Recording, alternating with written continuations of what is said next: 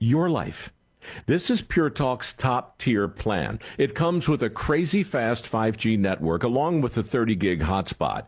And at just $29.95 a month, there has never been a better opportunity to lock in a ridiculously low rate for as long as you live and save thousands and thousands of dollars along the way. This plan is normally $65 a month, but if you switch today, you will save over 50% every single month for the rest of your life.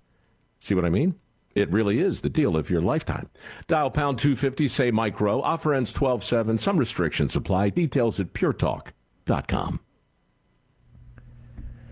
Early returns show conservatives running ahead of the governing party in national elections in Honduras. With a little over a third of the ballots counted, the country's electoral council issued its first update on the vote.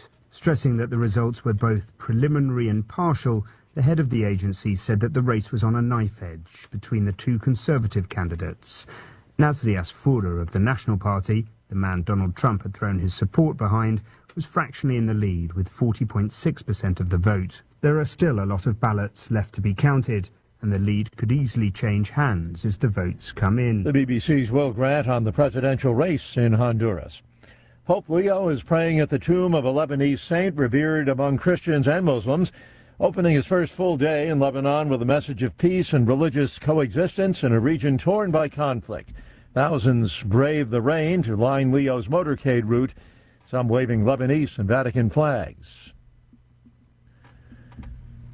Major retail chains and tech firms offering new or updated AI tools just in time for the holiday shopping season. They hope to give consumers an easier gift-buying experience and themselves an augmented share of online spending.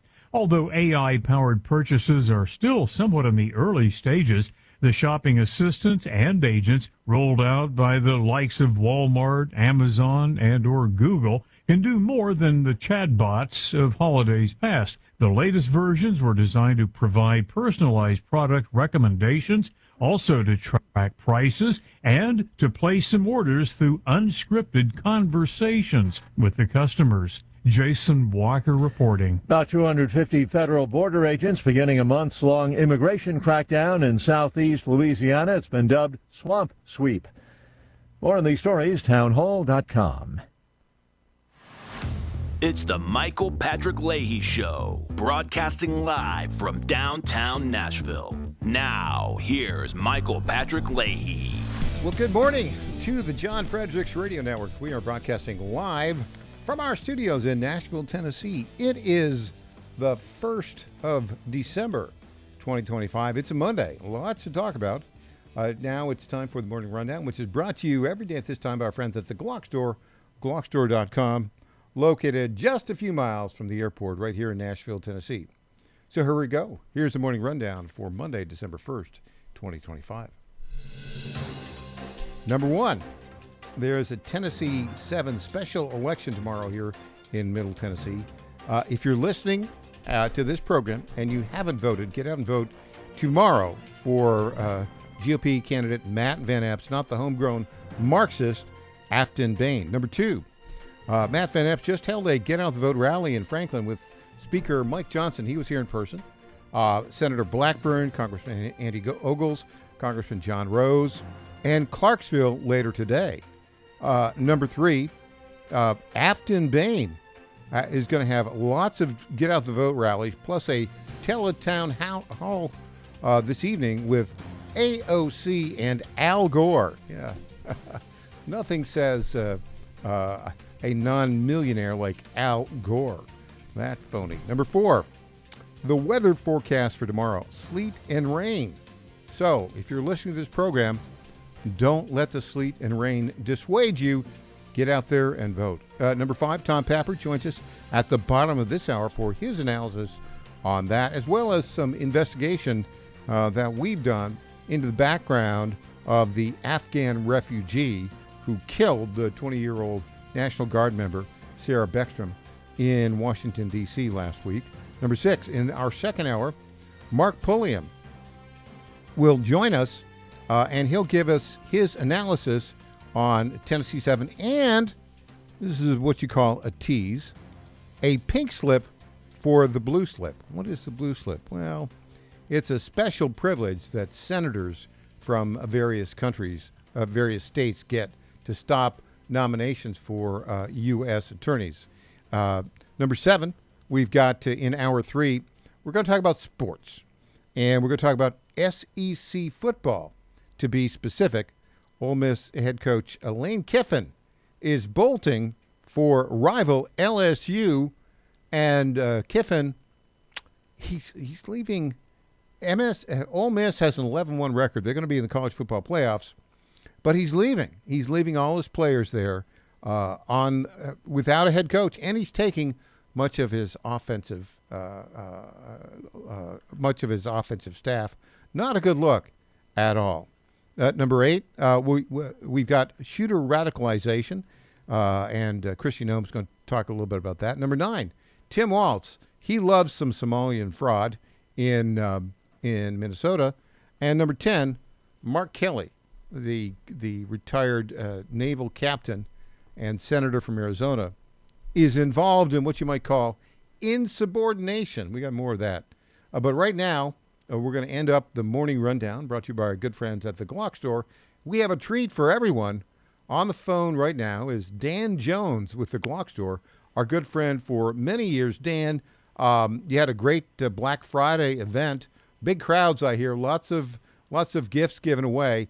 How did it go, and what's up next? You got a little Santa special coming out of the Glock Store, don't you? Well, yes, Michael, we certainly did have a great Black Friday event. The place was packed the entire time, and every time we have an event, we're giving stuff away, and people were very happy with all of the prizes they were getting. Some people were standing around for hours waiting to get that prize, and they, eventually we'll get it. And yes, now that Black Friday's over, Thanksgiving is done, everybody's got their fill of turkey, it's time to start thinking about Christmas. So last year we did something kind of fun. We had our little tactical Santa set built, and we have our tactical Santa guy that's all dressed up in Santa clothes with the tactical flair, and we let people come and take their family pictures. What could be more Tennessean than a family picture with tactical Santa? So tell me about Tactical Santa at the Glock Store, glockstore.com. Right here, just a couple miles from the airport in Nashville. So Santa Claus is wearing his Santa outfit, but what kind of tactical gear does Santa have? Oh, he has a vest. He's got a helmet. He's got, low light and no light technology festoon all over his stuff. He looks very tactical. He's not going to have any problems getting down the chimneys this year. So when people come in, there's Tactical Santa, and the whole family can pose with him, right? And they get like a Christmas card type Tactical Santa picture. Absolutely, that's the purpose. We want everybody to come. Family, bring your pets. Bring everybody. Get them in the picture, and it'll be the picture that some of the more liberal relatives will just be going, "Oh my gosh, I can't believe they said that to me." Are you? Can you take your firearms with you? Oh, absolutely. We want you to bring your props.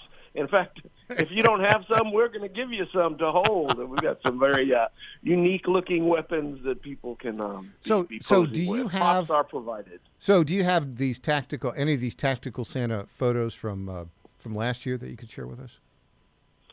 I don't know how I would do that. Okay, well, so here, you don't have to do it right now, but I'll tell you what we're going to do. You're going to do tactical Santa photos. When do they start? This weekend? Yep, it's on the Friday and Saturday this weekend, and Friday and Saturday next weekend. Okay, so here's what we're going to do. Let's get the Friday pictures, the Saturday pictures. We'll get the best of, and then we will air them here on our YouTube and various Roku channels. How does that sound? Well, I don't know, Michael. I don't know that I can be showing people's family. Oh, pictures. there you go. Yeah, we'd have to get permission, wouldn't we? I'll have to get permission. So I'll pick out a few of and see if they will and get some permission. See if they'll get permission. I know this is extra work for you, Dan. But well, that's okay. If it's for Michael and the Michael Patrick Leahy Show, I'm on it. Tactical Santa at the Glock Store, glockstore.com. Who is the marketing genius that came up with this idea, Dan Jones? I think it was a collaborative effort. We were just talking about Santa pictures and stuff, and so we need our own Santa pictures. Yeah, I love it. Yeah, I love it. Well, give tactical Santa. He's got plenty of tattoos. He's the tattooed tactical Santa. We'll give our very best regards to the founder and CEO of the Glock Store, glockstore.com, Lanny McGill. And listen, if you're listening and you're in the Middle Tennessee area, this weekend, go to the Glock Store, glockstore.com, and get your pictures with Tactical Santa. Bring your family and all your various, your pets, your firearms, the whole thing. Dan Jones with the Glock Store. Dan, thanks so much for joining us today. You're very welcome. And just a note, it does cost $25 to get your picture taken, but we've got a professional photographer out there, and you will walk out with the file. So what a value that is. Done with it. Yeah, what a value that is at the Glock Store, glockstore.com. Dan Jones, thanks so much for joining us today. You're very welcome. Sorry I'm a little hoarse, but I was giving away a lot of stuff over the weekend. Dan all Jones. that talking. I'm not an experienced talker like Michael Patrick Leahy is. Dan Jones, thank you, brother. Okay. Thank you, sir. Bye-bye. Tactical Santa, what a great idea. What a great Christmas gift.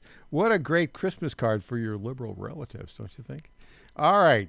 Speaking of liberals, Senator Mark Kelly, the insurrectionist, said yesterday he wouldn't follow certain orders. He's a retired captain in the Navy. They're going to probably call him back. Here we go. Clip 10, Mark Kelly yesterday. You mentioned that you were a captain in the Navy. If you received that order, would you have carried it out? No. No, and I'm a guy who I have sunk 2 ships. You know, I've sunk an OSA-2 missile patrol boat in Kuwait Harbor, a Palnakni troop carrier in the Persian Gulf during the first Gulf War. I never, in that situation, questioned whether those strikes were legal. We were given an order to do this. It was a time of war. These were Iraqi ships with Iraqi crew members who posed a threat to the United States military, in this case, who they invaded Kuwait. We're trying to kick them out of Kuwait. This was approved by Congress, all of that, right? So, but if I was ever given an order for a second, I've had questions about the operation in general, and I've been saying this Okay, for weeks. so that's basically insubordination. Call him back, court-martial him. You can't do that. That was a legal order given by the President of the United States. He's got that authority under the War Powers Act. Check your Constitution and your statutes there, Senator Kelly. You're in trouble. Hey, when we come back, more on TN7. The election's tomorrow. I'm Michael Patrick Leahy.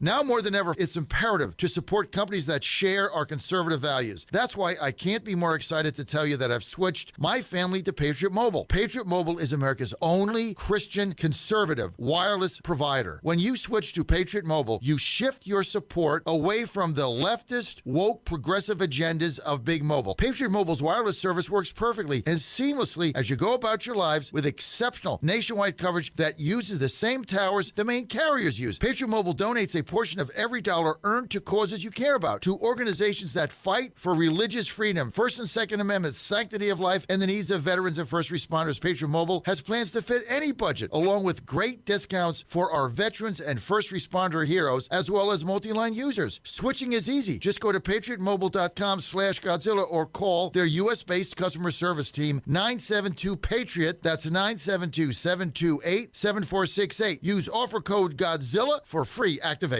MyPillow and Mike Lindell are excited to announce they're having their biggest 3-in-1 sale ever. Mike loves John's listeners and viewers and says he agrees with President Trump. John has the best audience in America. Check this out. MyPillow bed sheets, any color, any style, any size, even kings. Regular $119.98, only $29.88. My Towels are finally back in stock, but not for long. Get a 6-piece My Towel set, regular $69.98, now only $39.98. And for the first and only time ever, get their limited edition premium My Pillows made with Giza cotton and a designer gusset. Queens $17.98, Kings only $19.98. Also for a limited time, when your order is over $100, you will receive free shipping plus $100 in free digital gifts. So go to mypillow.com or call 800-854-0504 and use promo code Godzilla. Use your promo code Godzilla for the best offers ever. Quantities are extremely limited, so order now. 800-854-0504, promo code Godzilla, or mypillow.com/Godzilla. I'm Ed Evans, CEO of Consumer Cellular. Maybe you haven't heard about us. We're not one of the big guys. Truth is, we don't want to be. If you're over 50, Big Wireless has you paying for more data than you might need. Why? They might want you to cover the costs of younger people who do use all that data. If you're not using the data, you're probably being used. We've heard time and time again that some Big Wireless customers get stuck paying hundreds and even thousands more for years and years because they think it's hard to switch. Not with us. It takes just about 20 minutes and you can change your plan anytime without extra charges. We use the same towers as the big guys, so you'll get the same fast nationwide coverage without the big wireless bill. Our plans start at just $20 a month. And for a limited time, switch and get your second month free. Call 1-888-FREEDOM, visit consumercellular.com or a store near you and get your second month free today. Plans include $5 credit for auto pay and e-billing. See site for additional details. I'm Lenny McGill, founder and CEO of Glockstore.com. For over 30 years, I've supported the Second Amendment rights of free men and women to protect themselves and their families with firearms. We offer the very best in both selection and prices on Glock handguns, custom Glocks, Glock magazines, and high-performance shooting accessories at Glockstore.com. We also have the finest retail showroom and our Shoot 270 shoot rooms right here in Nashville, Tennessee. Come visit us at Glockstore.com, and you'll be glad you did. I didn't risk my life for this country just to watch career politicians wreck it. Matt Van Epps, 9 combat tours, true American hero. Now, I'm on a new mission to bring down prices, create good paying jobs, and lower healthcare costs for working families. I'm Matt Van Epps, and I approve this message to fight for America, because that's what I've done my whole life. Matt Van Epps for Congress. Paid for by Matt Van Epps for Congress. This is State Senator Mark Pody. Government is limited to what it is supposed to do. One of the things that is critical that we're supposed to be working on is transportation. Here in Middle Tennessee, our roads need more help. As your state senator, we are focused on getting more money reoccurring without a new tax increase for our roads here in Tennessee. This is State Senator Mark Pody. Paid for by Campaign for Mark Pody, Christina Hibden, Treasurer. Welcome back to the Michael Patrick Leahy Show. Now, here's Michael Patrick Leahy. We have a number of things to talk about here today. And right now, let's get right into it. The Mark Kelly insubordination. Let's play clip 7, more of Senator Mark Kelly's insubordination. You can certainly go to the judge, advocate generals, the lawyers, and have a discussion about it. If you don't have time, you just say simply, I'm not going to do that. That's against the law. It puts a lot of burden on the troops to make a decision in real time. It puts a tremendous amount of burden on officers in the military, but that is their responsibility. And they can figure out, a reasonable person can tell something that is legal and something that is illegal. So would you refuse these specific orders to strike drug boats if you were still in uniform? Well, the difference between the initial strike and what is being reported, as a second strike, and those things are different. I think this administration has tied themselves in knots, the explanations that we have received on how this is all legal. And I was saying weeks ago, my concern is with the service members, that we're gonna put these individuals in a really, really tough decision, in a tough place. And they may find out, down the road that they did something that is illegal. It is not fair to them. That's why we need presidents and Secretary of Defense who understand the Constitution, who understand the rule of law, and have more respect for the Constitution and the country and service members than the whims of a president. Okay, so this is clearly insubordination on his part. He is the president is delivering lawful orders. I mean, it's very clear what the Constitution says about this. The military strikes can be undertaken by the president under law using the authority of the War Power Acts. In other words, if he engages in something that he deems is appropriate to defend the United States as his role, his Article 2 role as Commander-in-Chief, he can do it. Now, there are constraints on that. And as you know, what does the Constitution say about who can declare war? Well, it's the role of Congress. Would you like to know when was the last time Congress declared war? That would be 1942, right after Pearl Harbor in World War II. Oh, really? Did they declare war in Korea? They did not. And yet we engaged in, 3-4 years of military engagement there? Did they declare war in Vietnam? They did not. Did Congress declare war in the first Iraqi war, in which Mark Kelly claims that he that he sank 2 Iraqi ships? They did not. Did they declare war in the second Gulf War under George W. Bush? They did not. Oh, so are you saying that any military action ordered by the president, Senator Kelly, when Congress hasn't declared war is illegal? Yeah, see, that's not true. That is factually untrue. Why? Because the use of military force is authorized by Congress, and the president can use it under the War Powers Act if he deems an immediate threat to the safety of the United States. And he has a period of time. I think he's got to inform Congress that he's done it in 48 hours. And then he's got 60 days if he's going to leave troops in there. That there's a time limit to it. So the sanctimonious Mark Kelly there, who was talking about lawful orders, any order given by the president to defend the United States is a lawful order by definition of the Constitution, in his authority as Commander-in-Chief, and by the War Powers Act, which was signed, I think, in the mid-'70s, which gives him that authorization. So these are legal orders. And what Senator Mark Kelly is doing there is he is basically promoting insubordination among the ranks, which is absolutely anathema to the military code of conduct. I'm with Stephen K. Bannon. What should we do in this instance with Senator Mark Kelly? This is a plan to undermine the military authority of the President of the United States. And it's basically a conspiracy by all those 6 seditionists. And Mark Kelly is, the sanctimonious leader of that. The guy needs to be called back into service and subjected to a court-martial. He will be convicted by a court-martial for promoting insubordination. What is that? U.S. Code 18, Section 2387, I think it is. So there you go. We got that going on. Also, we've got a couple other things. We'll talk to Tom Pappert about this in a bit.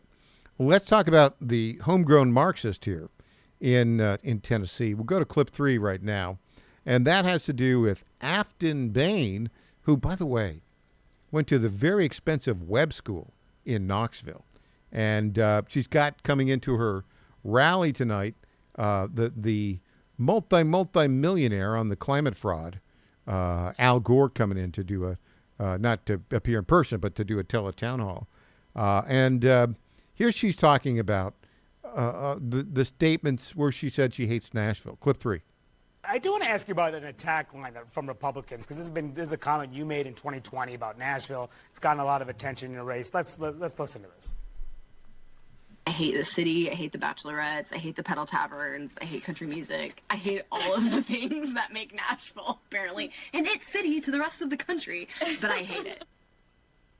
I know you said those comments were taken out of context, but I want to ask you about okay, it. Pause just a minute. Do you think it was a mistake? How do you take that out of context? I hate Nashville, she said. That's the context. She said it in 2020. Let's continue with her, attempt to weasel out of this. Mistake to say that. Once again, I was a private citizen. Nashville is my home. Do I roll my eyes at the bachelorette parties and the pedal taverns that are blocking my access to my house? Yeah, every Nashvilleian does. But this race has always been about something bigger. It's about families across Middle Tennessee that are getting crushed by rising prices, while Washington politicians and billionaires argue about this type of nonsense. I don't know. This type of nonsense? You hate the city you want to represent? I don't think that's exactly nonsense. Tim Burchett, the congressman from the 2nd District of Tennessee, was here.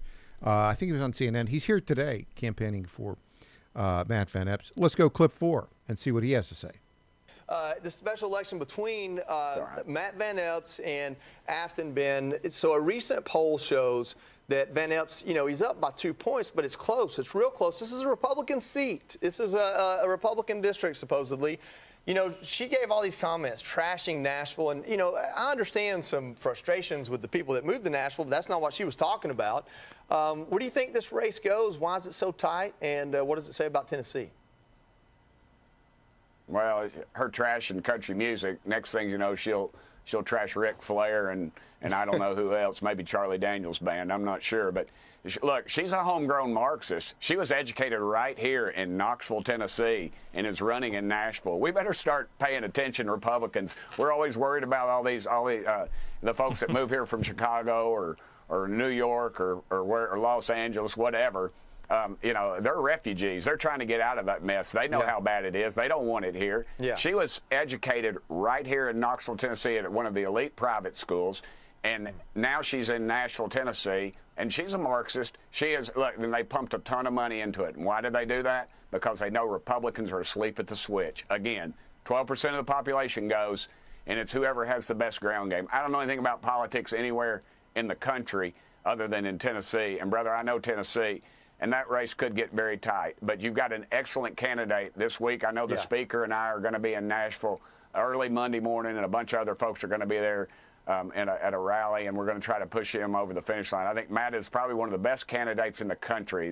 He's a decorated veteran, helicopter pilot, special force. He's got all the criteria, and he's incredibly courageous, conservative. He's articulate. He is the type of candidate we should be pushing. But again, it's a special election, an off-election year. Republicans, we cheer. We elected Donald Trump, we go home. We don't care about Congress. We don't care about Senate. We don't care about school boards or anything else. And this just shows the Democrats they've got a good ground game there. They brought Kamala Harris in for a reason, because it's close and they know it. But so they do have a good ground game, but we've got our listeners here, and you need to get out and vote. If you haven't voted, vote for Matt Van Epps. Also, I want to say, even Fox News screws up on the polling.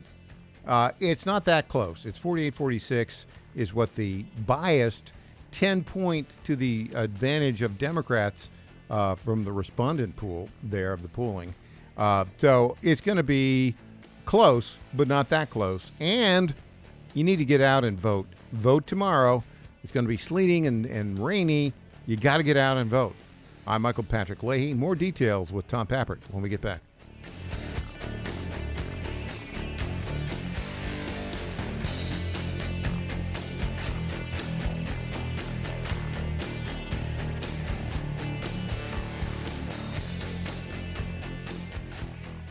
Now more than ever, it's imperative to support companies that share our conservative values. That's why I can't be more excited to tell you that I've switched my family to Patriot Mobile. Patriot Mobile is America's only Christian conservative wireless provider. When you switch to Patriot Mobile, you shift your support away from the leftist, woke, progressive agendas of Big Mobile. Patriot Mobile's wireless service works perfectly and seamlessly as you go about your lives with exceptional nationwide coverage that uses the same towers the main carriers use. Patriot Mobile donates a portion of every dollar earned to causes you care about, to organizations that fight for religious freedom, First and Second Amendments, sanctity of life, and the needs of veterans and first responders. Patriot Mobile has plans to fit any budget, along with great discounts for our veterans and first responder heroes, as well as multi-line users. Switching is easy. Just go to patriotmobile.com/Godzilla or call their U.S.-based customer service team, 972-PATRIOT. That's 972-728-7468. Use offer code Godzilla for free activation.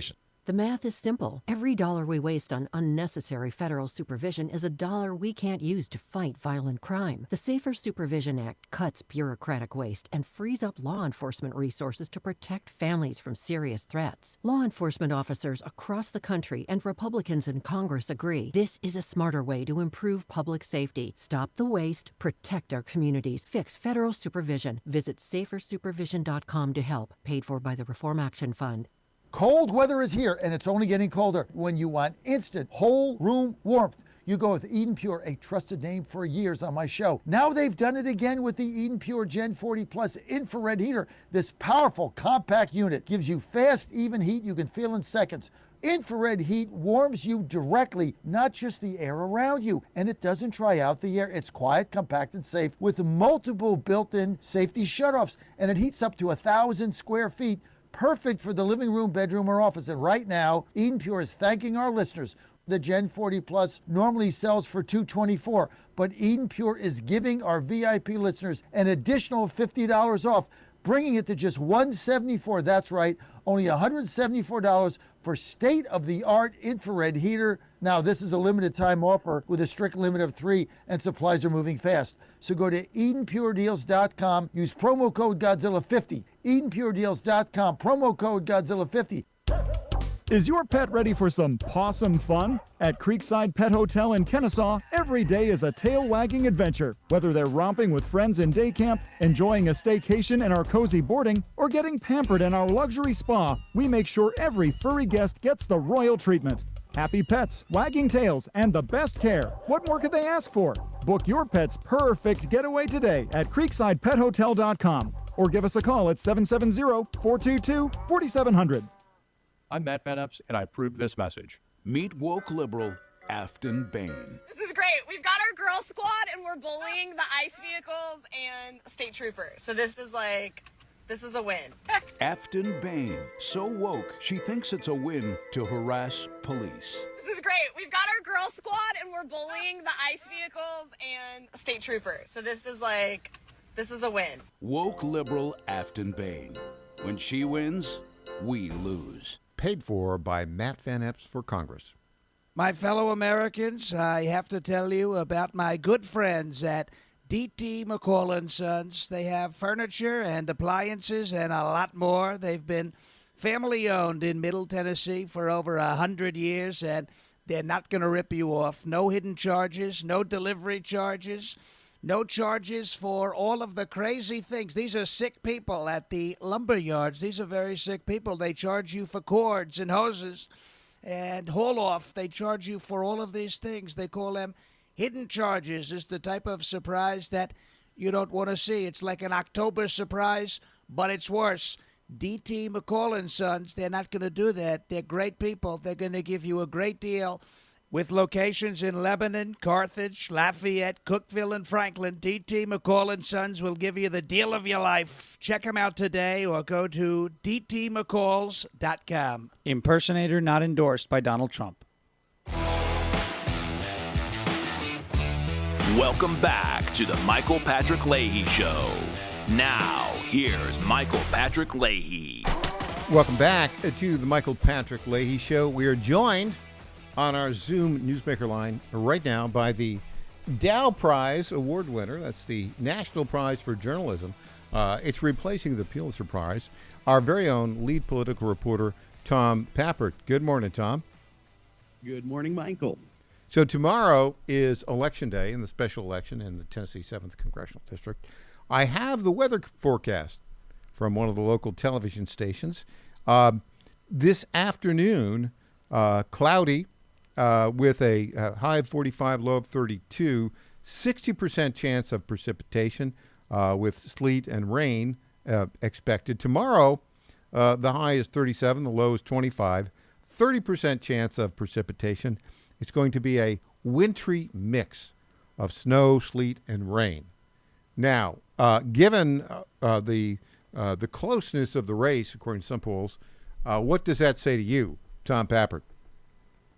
Well, obviously, Michael, that is bad news for Republicans. That is why, by the way, Donald Trump and so many at the Republican Party, John Fredericks and others, have been so big on early voting. If you didn't early vote now to keep your constitutional republic secure, you have to go out in the wintry mix tomorrow. And of course, there are some people, elderly people who have poor vision, who may just not be able to do it.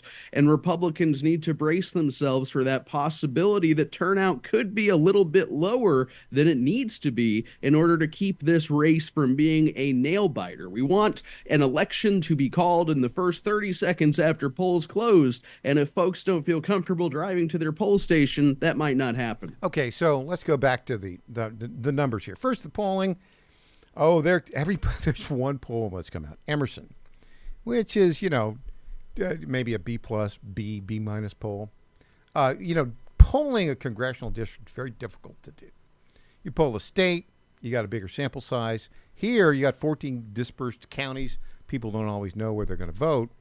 The poll came out just recently and said, oh, yeah, it's 2% lead for Matt Van Epps. But the sample was a little bit twisted, wasn't it, Tom? Well, that's exactly right. Essentially, what they did, Michael, is they took a district, the 7th Congressional District, where Trump won by 22 points, and last year Mark Green won by, I think it was 21 and a half points, and they reduced the number of Republicans in their survey by 10. They said that 12.5% of Republicans have a majority in that district. That's not what we saw in the last election. The other thing they did, though, is I think they oversampled independents. They also said that these independents are going to break for Afton Ben. I don't see, after the past 2 weeks, where everybody in the city of Nashville now knows that she hates country music, hates the city, wishes that she never lived there, the air in Nashville is racist, everything that's come out, I simply don't think these independents are going to go as wide of a margin for Ben as the pollsters predicted. It's almost as if the polling from Emerson was, put there to be used by Democrats to encourage Democrats to turn out in the election because they just might win. That's the game plan. Now, having said that, traditionally Democrats get more early votes and Republicans usually win on Election Day.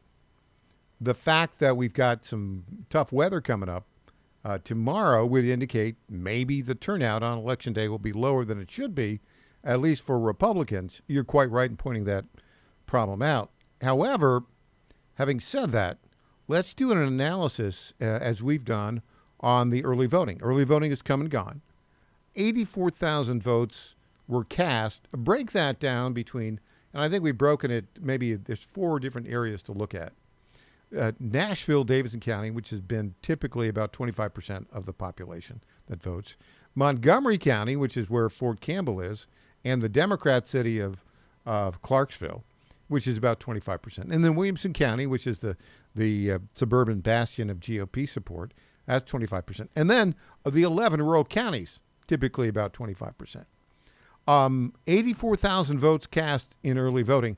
Break it down between those 4 different groups in the district.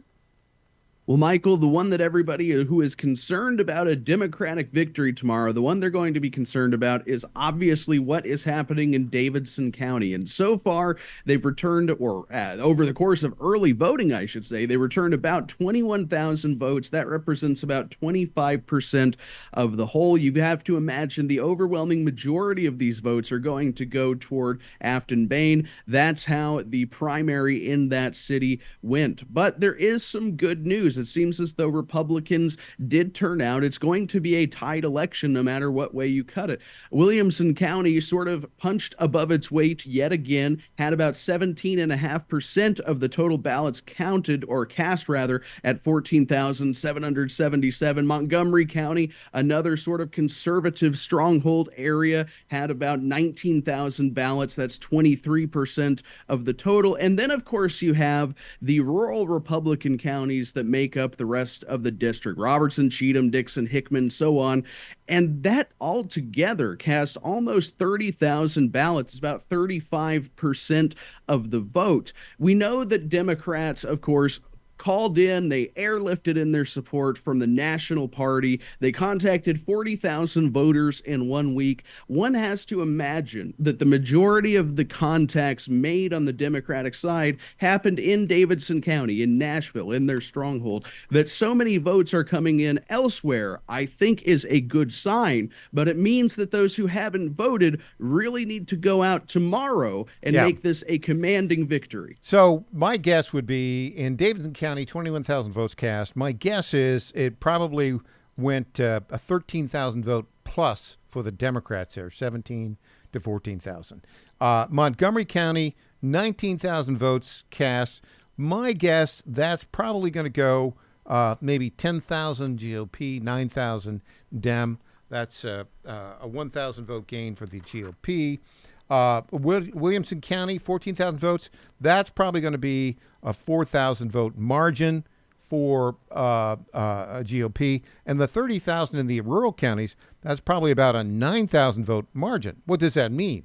It means pretty much it's going to be even Steven, maybe a slight Van Epps advantage coming out early voting. We'll see when polls close at 7. We'll get all the early voting results in by 7:30, 7:45. If you see the early voting showing Matt Van Epps even or in the lead, he's going to win. If it shows Afton Bain with a 5,000 to 10,000 vote lead, it's going to be a very long night. Your thoughts on that, Tom Pappert?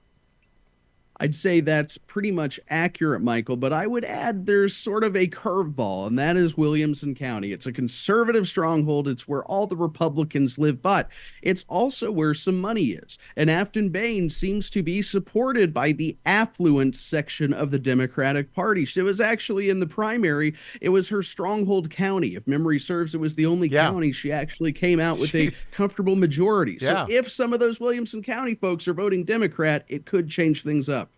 Yeah, and then, okay, so 84,000 votes cast. Now we've got, a weather issue tomorrow. What do you think the turnout will be across the district tomorrow?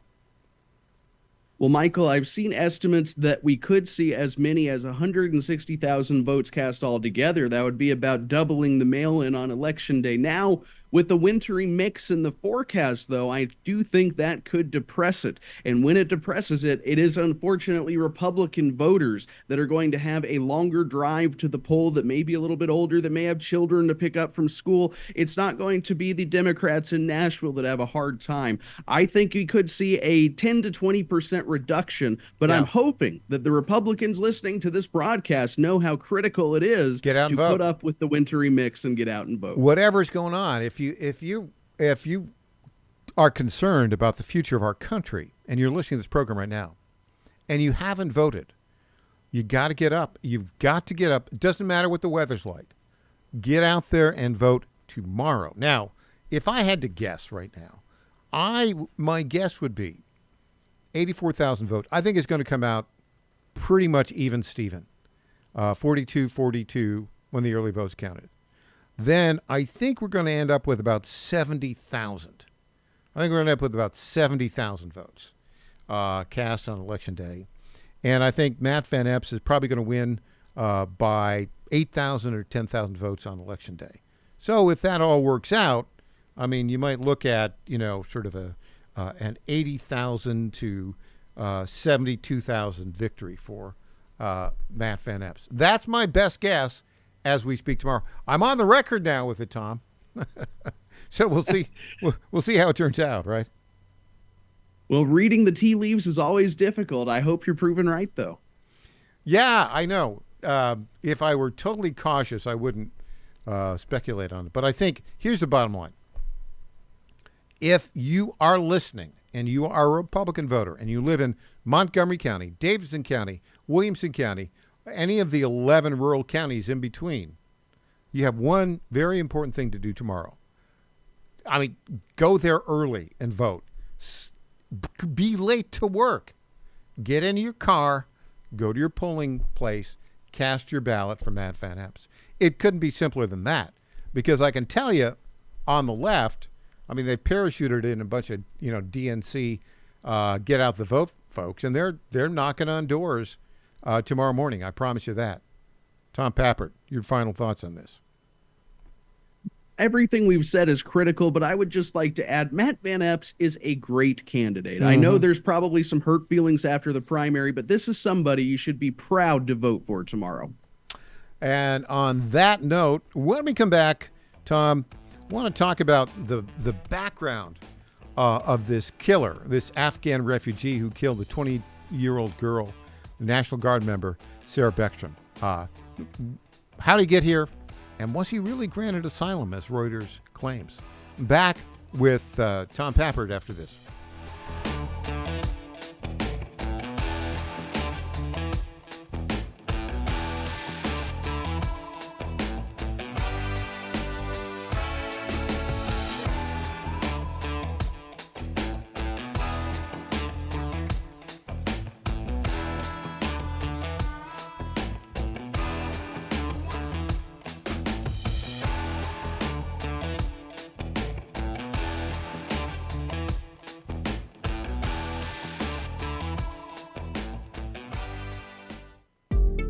Is a record player the best way to listen to music? Of course not. So why are you still taking vitamins in pill form that haven't been upgraded since the 1930s? Even if you don't have trouble swallowing, most vitamins in pill form can't be absorbed very well. It's time to upgrade to the pill-free future of vitamins. Advanced nutrition company, Healthy Cell, created a patent-pending ingestible gel that is clinically proven to have 265% the absorption rate of tablets. These physician-formulated supplements come in a small gel pack. You tear off the top and shoot it down. You can also mix it in water. They taste great, they're convenient on the go, and they're more natural too, without chemical binders, fillers, and coatings. Go to healthycell.com and use code GODZILLA for 20% off your first order of any product. That's healthycell.com. HEALTHYCELL.com. Is your pet ready for some possum fun? At Creekside Pet Hotel in Kennesaw, every day is a tail-wagging adventure. Whether they're romping with friends in day camp, enjoying a staycation in our cozy boarding, or getting pampered in our luxury spa, we make sure every furry guest gets the royal treatment. Happy pets, wagging tails, and the best care. What more could they ask for? Book your pet's perfect getaway today at creeksidepethotel.com or give us a call at 770-422-4700. These illegal skill games that keep popping up, fights break out, they're illegal, we got drugs, we got gangs, they're all over the place. How do you get illegal slot machines in convenience stores when Governor Youngkin, you vetoed it? And no referendum, nobody passed it. How are they still here? At the end of the day, it is local Commonwealth's attorneys that have to bring the cases against the establishments and to get them out. And so, yes, I've vetoed bills. The high court has said that they can't be there. And on top of that, our attorney general has done a full investigation. And we go back to our Commonwealth's attorneys in so many jurisdictions refuse to enforce the law. That's the bottom line. They protect the criminals at the expense of the victims. And that's why, again, elections matter. We have got to elect prosecutors who will put people in jail. This ad paid for by Churchill Downs. Attention construction pros. Purple Wave Auction brings quality equipment to your fingertips. Join our bi-weekly online auctions featuring dozers, excavators, loaders, and more. We provide detailed listings, photos, and seller contact info. Inspect online or in person. With our no reserve policy, every item sells to the highest bidder. Visit purplewave.com today and see why informed builders choose Purple Wave. Transparent processes, real deals. Your next great purchase awaits. purplewave.com. Hey there, it's Lenny McGill, founder and CEO of GlockStore.com. For over 30 years, I've supported our Second Amendment rights with GlockStore.com, the world's #1 source for Glock handguns, parts, and accessories. I also support accurate, unbiased journalism like The Michael Patrick Leahy Show. His team broke the Kilmar Abrego Garcia traffic stop and was the first to obtain that video. Independent journalism at its finest. Visit us at GlockStore.com, listen to Michael Patrick Leahy, and make America great again. This is State Senator Mark Pody. Government is limited to what it is supposed to do. One of the things that is critical that we're supposed to be working on is transportation. Here in Middle Tennessee, our roads need more help. As your state senator, we are focused on getting more money reoccurring without a new tax increase for our roads here in Tennessee. This is State Senator Mark Pody. Paid for by Campaign for Mark Pody, Christina Hibden, Treasurer. Welcome back to the Michael Patrick Leahy Show. Now, here's Michael Patrick Leahy. Secretary of Homeland Security, Kristi Noem, explained the information about the 29-year-old Afghan refugee, Ramanullah Lakanwal, who allegedly killed this 20-year-old National Guardsman in Washington, D.C. Here's the story about how Ramanullah Lakanwal was radicalized, according to Kristi Noem. We believe he was radicalized since he's been here in this country.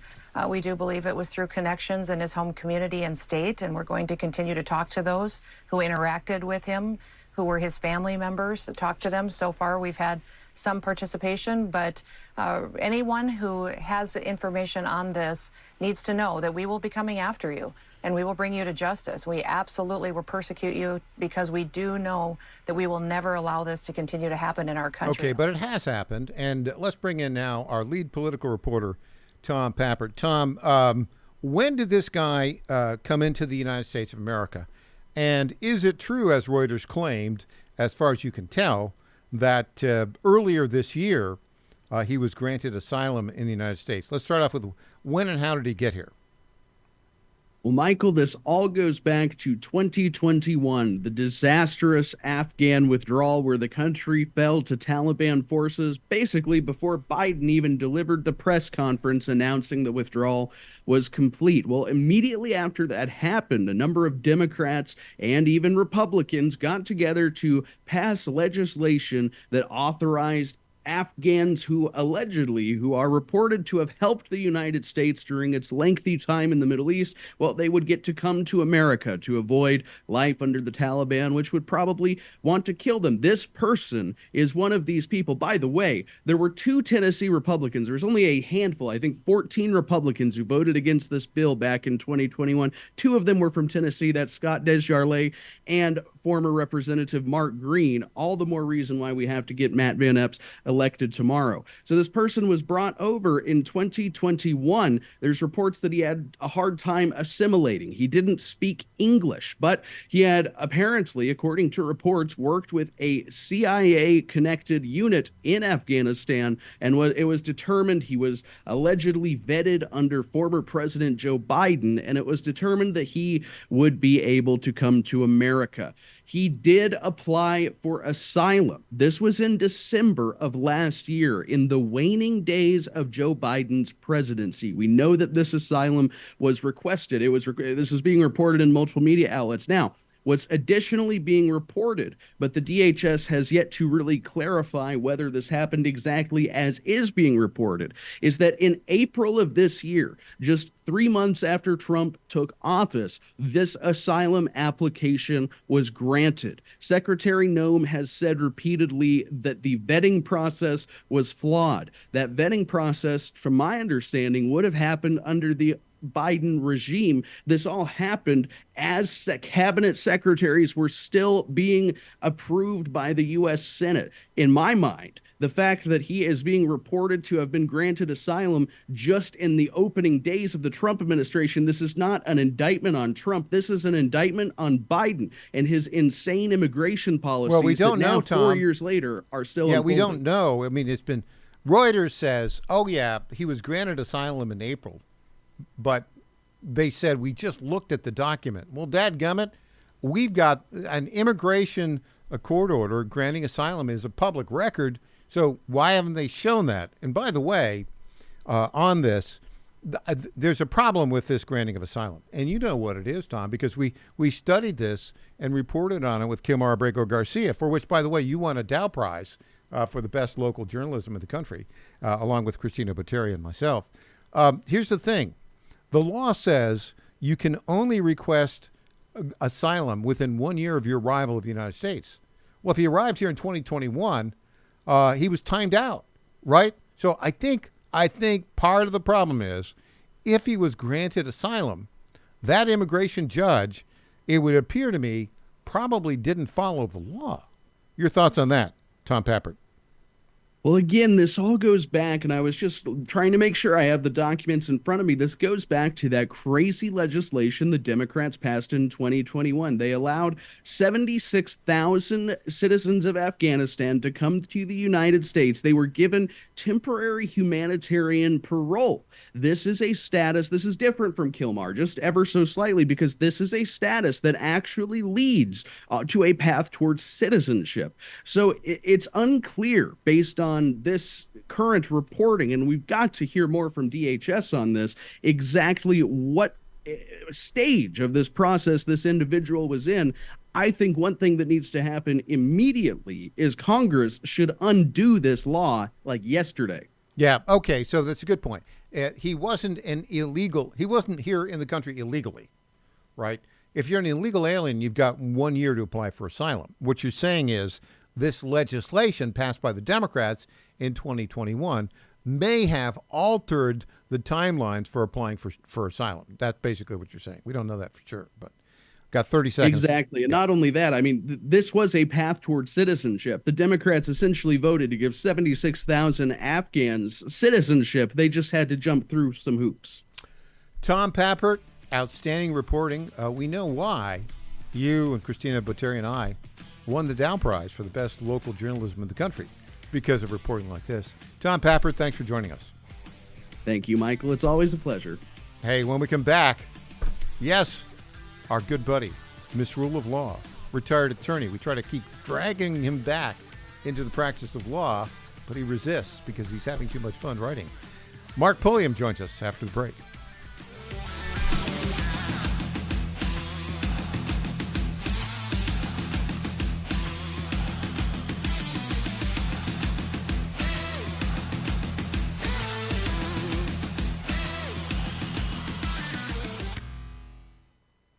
Each of us is born with 30 trillion cells that make us. These cells determine how we feel, perform, sleep, focus, and how long we live. And to live our best life, all we have to do is feed our cells properly. But most supplements don't reach our cells, keeping us from reaching our full potential. Make every cell count with Healthy Cell. Founded with a mission to empower people to take control of their own health at the most fundamental level, the cell. Dr. Vincent Giampapa, world-renowned cell researcher and medical doctor, created supplements that work at the cellular level to support immune health, better sleep, sharper focus, and healthy aging. Go to healthycell.com and use code GODZILLA for 20% off your first order of any product. That's healthycell.com, HEALTHYCELL, and use code GODZILLA for 20% off. The Katz and Cosby Show. It's the top news of the day. John Catsimatidis and Rita Cosby tackle today's biggest issues with a New York state of mind. We are going to talk about dirty money. This is a total failure of the media, the journalists, and the Democratic Party. Treat yourself to a bite of the apple. It's a common sense recap of the big stories. Katz and Cosby, weekdays 5 Eastern, 4 Central on the stations of the John Fredericks Media Network. And those are the big headlines of the day. John Fredericks loves his radio and TV audience, but did you know how to follow the Godzilla of Truth wherever you go? Download the John Fredericks Radio Show app to listen live nationwide. For the daily chit-chat, Trucking the Truth, download the Getter app and join the morning fun on Getter Live from 6 to 10 a.m. Follow John Fredericks on Getter, Truth Social, or Twitter at JF Radio Show. WJFN W224EB 92.7 FM Chester, W299DB 107.7 Bonaire, 100.5 FM Goochland, and WJ. Breaking news this hour from Town Hall. Arat Thomason. President Trump's ex-lawyer has been disqualified from serving as New Jersey's top federal prosecutor. A federal appeals court ruled that efforts by the Trump administration to keep Alina Habba as the acting U.S. attorney for New Jersey violated the law. Judges on the panel questioned the government's moves to keep Habba in place after her interim appointment expired and without her getting Senate confirmation. Just last week, another federal judge concluded that former White House staffer Lindsey Halligan was unlawfully appointed to the position of interim U.S. attorney for the Eastern District of Virginia. Greg Clugston, Washington. Amid cautiously optimistic talk of progress, Secretary of State Rubio says work does remain when it comes to ending Russia's almost 4-year-long war in Ukraine. Following talks in Florida over the weekend with high-ranking Ukrainian officials, presidential envoy Steve Witkoff is headed to Russia, where he is expected to meet one-on-one with President Vladimir Putin. There is a whole lot of snow to be cleared away across parts of the Midwest and the Great Lakes. Now, a storm has its sights set on the mid-Atlantic and the Northeast, which could see their first significant snowfall of the season. The good news is that it does not look like the major cities at this point are going to be looking at any significant snowfall. There may be some minor accumulations, perhaps from, let's say, areas north and west of Baltimore on up through Philadelphia, New York City, and up to Boston. But it's mainly going to be the interior areas where the heaviest accumulations are going to be. Andrew Orison at the National Weather Service.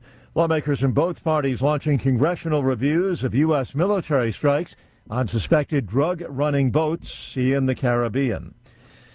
On Wall Street, the Dow is down 231 points, the Nasdaq off 74. More on these stories at townhall.com. Wesley Financial Group is not a law firm. Hi, I'm Chuck McDowell, the timeshare cancellation guy. In 2011, I founded Wesley Financial Group with one goal in mind, to help honest folks out of their timeshares permanently. Today, I run Wesley with my two sons, a real family business, treating every client and every employee like we'd want our own family treated. That philosophy has helped us grow into the largest, most trusted timeshare cancellation company in the United States. Fortune magazine even recognized us as one of the best places to work. Why? Because we genuinely care. In fact, some of our former clients were so moved by their experience working with us, they joined our team so they could help others to timeshare freedom.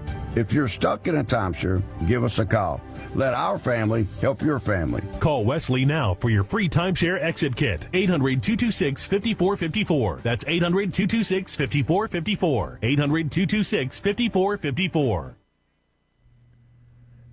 Two former heads of UK Special Forces stand accused of suppressing evidence of war crimes in Afghanistan. It is the subject of an official inquiry in Britain.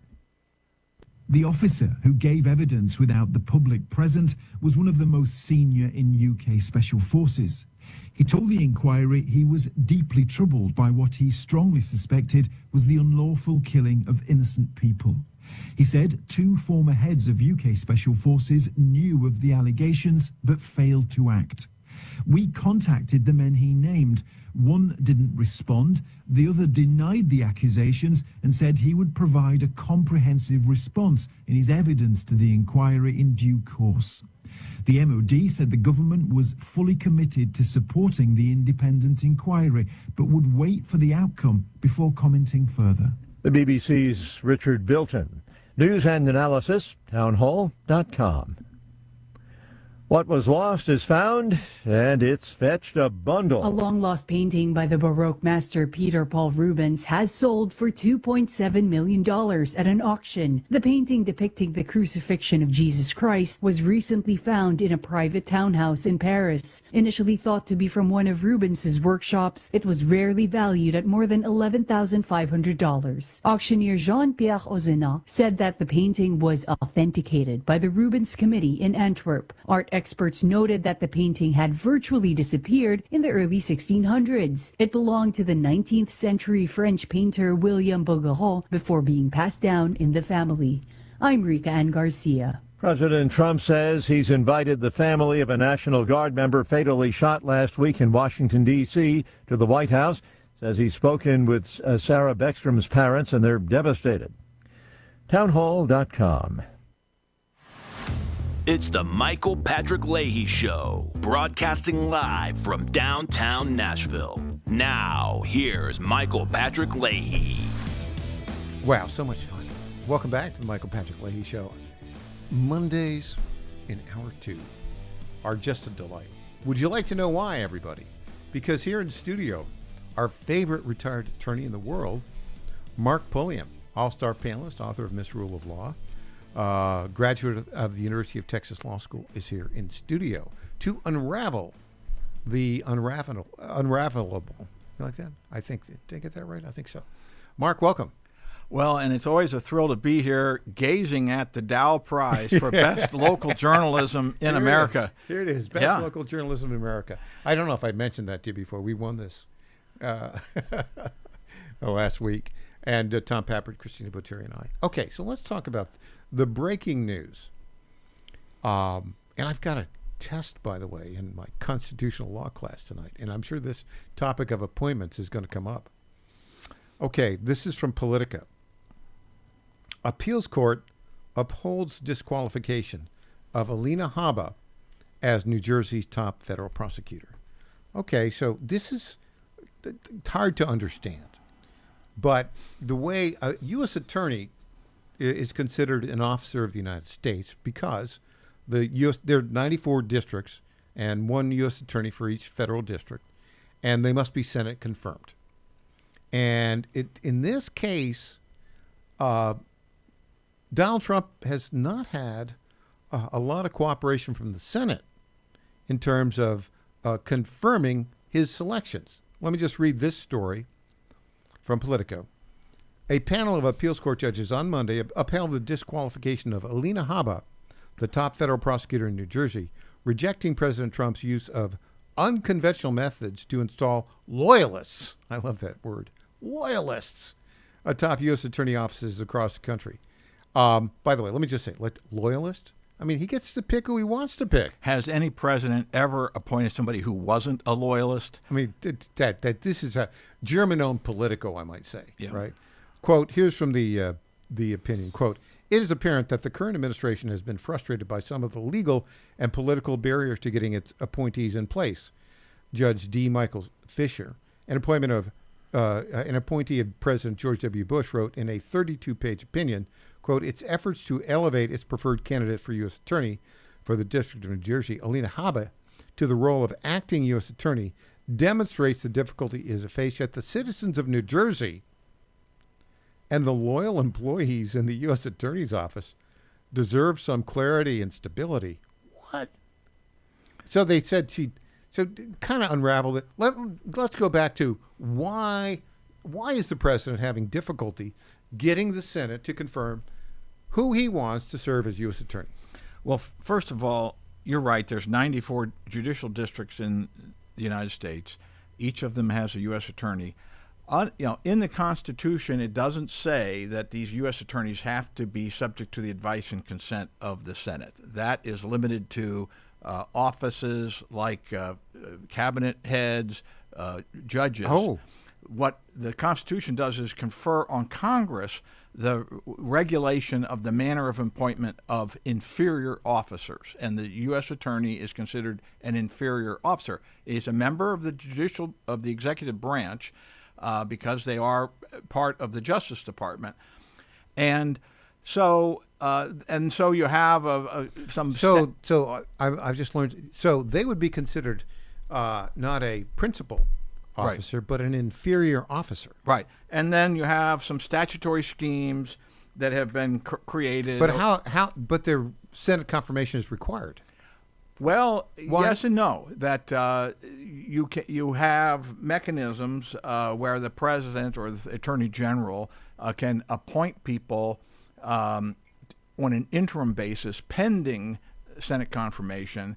That's one scheme, and then there's a separate statutory scheme that the Federal Vacancies Reform Act. But the problem is here that with both Alina Habba and the interim U.S. Attorney in the Eastern District of Virginia, Lindsay Halligan, which that was what led to the dismissal of the Comey grand jury indictment, is that they were both nominated and had their nominations sent to the Senate and were appointed by Pam Bondi as interim U.S. attorneys, which began to run a 120-day clock, and pursuant to this statute that nobody had ever paid any attention to until Trump got his second term. And so both Habba and Halligan did not get confirmed by the Senate. In fact, their nominations were not even acted upon by the Senate Judiciary Committee under the chairmanship of Chuck Grassley. And the answer, so it's not as if they were, their nominations were considered and rejected. They just weren't even considered. And so after this 120 days is up, then you're off into this sort of legal limbo. Under the statute that is generally used in this situation, if the candidate has not been approved, confirmed by the Senate within 120 days, the district judges, the federal court bench in whatever the district is, which oftentimes will be full of either Obama, Biden appointees or some holdovers, as in this Third Circuit panel of old George W. Bush people, they pick the person, and it can be not necessarily the person who's serving on an interim basis. And So in the Eastern District situation, and that's the one that gave rise to the dismissal of James Comey's indictment and Letitia James' indictment, is the person that Pam Bondi had initially appointed resigned. And they appointed a second person, which was Lindsay Halligan, and she immediately convened the grand jury, got these indictments. But Comey's argument was, when he moved to dismiss the indictments, is, well, she wasn't validly appointed, and therefore she wasn't really had the authority to act as the U.S. attorney. And the Trump administration said, well, no, we appointed her. We had a 120-day clock, hadn't run yet.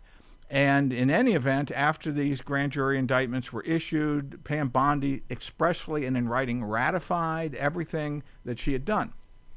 Well, they found their way out of that. The court it wasn't the Eastern District of Virginia. They had to haul in a judge from South Carolina because all of the judges in the Eastern District of Virginia recused themselves because they had some connection to Comey, right? Well, it was because under the statute, they were the ones, if the president didn't have the right to appoint an interim U.S. attorney, they did by default. And so they have an interest in the case that they would be deciding. Like, do we have the right to appoint this person, or does Pam Bondi have the right to appoint this person? So they brought in an old Bill Clinton person from South Carolina, and that's who actually wrote the decision dismissing the Comey indictment, was a Bill Clinton appointee from South Carolina. And she said, yes, the appointment of Halligan was invalid because the 120 days had run on the predecessor, and the Attorney General only gets one shot at this process. And so if the 120-day clock ran, and it didn't run so much on Halligan as on her predecessor, at that point the power becomes exclusively that of the federal judges in that district to pick who the U.S. attorney is. Who the U.S. attorney is an agent, is a part of the executive branch, part of the Department of Justice. Under Article 2, that is the president's prerogative, not the judiciary's prerogative.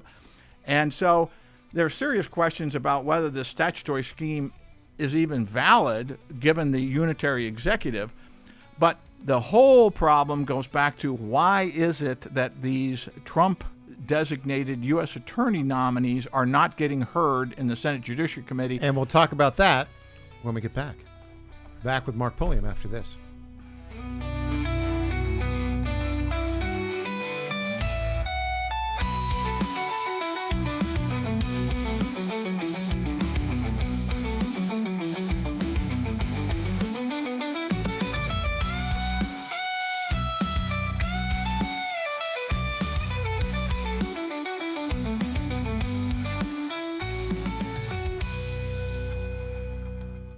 Hey folks, Al Green here for SatPhone. When you're on the go, you want to know you're connected. If it's a family vacation or an off-the-grid escape to a remote destination, having reliable communication helps you feel safe and secure. You can't afford to find yourself in a dead zone. That's why you need SatPhone. SatPhones are reliable, durable, and give you global coverage. If you can get outside, you can get in touch. It's that simple. Make calls from your SatPhone to any regular cell phone in the United States. The phones are $1,500 value, but you can get yours free. Just sign up for a 15-month plan, $94.95 a month. Get 150 minutes monthly that roll to the next month. Go 3 months without using them, that's fine. Yes, 3 months, 450 minutes, all yours. Visit SAT123.com or call 855-980-5830. SAT123.com, 855-980-5830. Get surety and security with your SatPhone. Call now.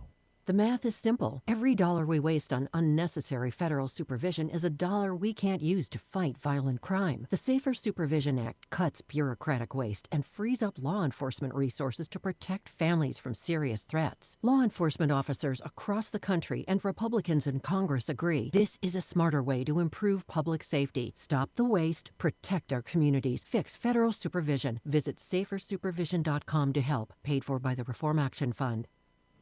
Ready to turn your idle equipment into cash? Purple Wave Auction is your solution.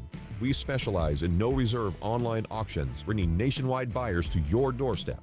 From excavators to dozers, we'll market your assets to a vast audience of eager buyers. No hauling required. We photograph and list your equipment where it sits. Experience our transparent and simple process with expert support. Join successful sellers who trust Purple Wave. Visit purplewave.com today to learn how easy selling can be. How much did you win at Rosie's Gaming Emporium? Hi, I'm Jerry from Richmond. I won a $23,000 jackpot at Rosie's. I'm Tammy. I'm from Newport News, and I just won a $5,400 jackpot from Rosie's. Hi, my name is Kim, and I'm from West Virginia, and I won $99,000 jackpot at Rosie's. Are you ready? Learn more about Rosie's rewards and jackpots at rosiesgaming.com. Must be 18 or older. Problem gambling? Call 1-888-532-3500. Is your fur baby looking a bit rough? Transform them from shaggy to snazzy with Be Fur and After Pet Grooming in Marietta, Georgia. Their top-notch groomers pamper your pups with baths, custom cuts, and nail trims that'll have them strutting like show dogs. From mobile grooming vans to their cozy salon, they'll make your pet spa day a tail-wagging blast. Book now at BeFurAndAfterGrooming.com. Be Fur and After, where pets go from grr to glamorous. I'm Lenny McGill, founder and CEO of Glockstore.com. For over 30 years, I've supported the Second Amendment rights of free men and women to protect themselves and their families with firearms. We offer the very best in both selection and prices on Glock handguns, custom Glocks, Glock magazines, and high-performance shooting accessories at Glockstore.com. We also have the finest retail showroom and our Shoot 270 shoot rooms right here in Nashville, Tennessee. Come visit us at Glockstore.com, and you'll be glad you did. I didn't risk my life for this country just to watch career politicians wreck it. Matt Van Epps, 9 combat tours, true American hero. Now, I'm on a new mission to bring down prices, create good-paying jobs, and lower healthcare costs for working families. I'm Matt Van Epps, and I approve this message to fight for America, because that's what I've done my whole life. Matt Van Epps for Congress. Paid for by Matt Van Epps for Congress. This is State Senator Mark Pouty. Government is limited to what it is supposed to do. One of the things that is critical that we're supposed to be working on is transportation. Here in Middle Tennessee, our roads need more help. As your state senator, we are focused on getting more money reoccurring without a new tax increase for our roads here in Tennessee. This is State Senator Mark Pouty. Paid for by Campaign for Mark Pouty, Christina Hibden, Treasurer. Welcome back to the Michael Patrick Leahy Show. Now, here's Michael Patrick Leahy. Okay, so Mark Pulliam, the president has been limited by partisan members of the Senate in terms of confirming his selections to be U.S. attorneys in many places. How is that happening? Okay, Michael, and it is complicated, and it almost makes you dizzy as you unpack it. Over the weekend, I did a blog post at Miss Rule of Law explaining this. Basically, all of these problems go back to the fact that the Senate Judiciary Committee has not acted upon nominations that President Trump has made for U.S. attorneys in particularly districts that are in blue states. And you might wonder, well, why is that? Isn't Chuck Grassley a conservative warrior? Wouldn't he be doing everything he could to make sure that these people have their confirmation hearings scheduled and acted upon, and the Republicans have a majority in the Senate, so why aren't these things being approved? Well, it all boils down to an arcane and little-known policy called the blue slip policy. The blue slip. It's not a pink slip. Well, I want to give a pink slip to the blue slip. Okay. But so the blue slip policy goes back more than 100 years, and it goes back to an era where the Senate was considered the greatest deliberative body in the world. It was described that for many years. That would not apply anymore today. No, it wouldn't. So you got a bunch of rabidly partisan Democrats who try to foil the president at every turn. And so what this blue slip policy is it was a matter of comedy. COMITY. Comity, That friendliness. to try to respect the importance and the role of the states. And so the president, even though he's the president of the United States, if he was making appointments in a state for certain offices, and it used to be all judicial appointments and the U.S. attorney. Now, by practice, it's been limited to district court judges and the U.S. attorney. That before the Senate Judiciary Committee will act upon one of these nominations, the Senate Judiciary Committee has to receive back from the senators in that state a blue slip that says the senators approve the nomination. And so by withholding this blue slip, in blue states, senators can basically veto or embargo or blackball the president's judicial nominations for district judges or for the U.S. attorney, which is exactly what they've done, not just in the Eastern District of Virginia and not just in New Jersey, where Alina Habba has been hung up, but it's also happened in California and Nevada. Wherever you have a state that has 2 Democratic senators, according to this blue slip policy, they can basically prevent the president from appointing who he wants to be U.S. attorney, which is an executive branch position. Nobody talks about this. The Wall Street Journal is blaming Trump for this dismissal of the Comey indictment, saying the gang that couldn't indict straight. It was a totally righteous indictment. There was no lack of evidence. There was no legal defense. There was no impropriety in the grand jury. The only reason Comey's indictment got dismissed was because of this crazy technicality that because we have 2 Democrat senators from Virginia who didn't return their blue slips, Chuck Grassley, as long as this policy is in effect, and it's not up to him to repudiate the policy, that has to be acted upon by the Senate. So it's a rule of the Senate, then? It's a rule of the Senate. Like the filibuster, it's not in the Constitution. It's not even in a statute, I don't believe. It's a rule of the Senate. It could be repealed without the filibuster, without cloture, without a 60-person majority. It could do it by a simple majority rule, but they haven't because Republicans are so tied up in respecting the very traditions that the Democrats have promised they're going to repudiate if and when they ever get power back, which is the Republicans keep whistling Dixie, they're going to lose the midterms, and then we have Armageddon when it comes to control of Congress. It's time for the Republicans to play hardball on this. So, John Thune, if you're listening, Majority Leader Thune, you need to get rid of this rule, like now. That's why. Now, when Republicans are in the minority and don't hold the White House, they rarely exercise the blue slip, right? Is that true? Or do they? I'm not.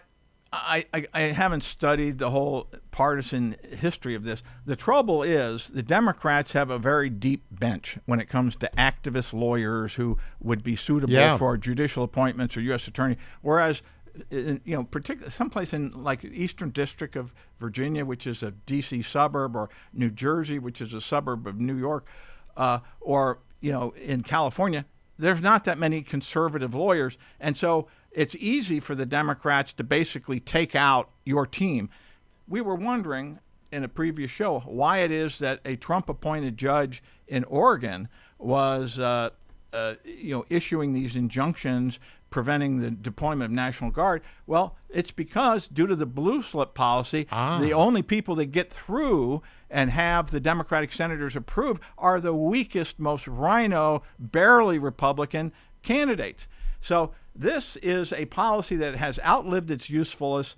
The name of my blog post was, "Is it time to pink slip the blue slip?"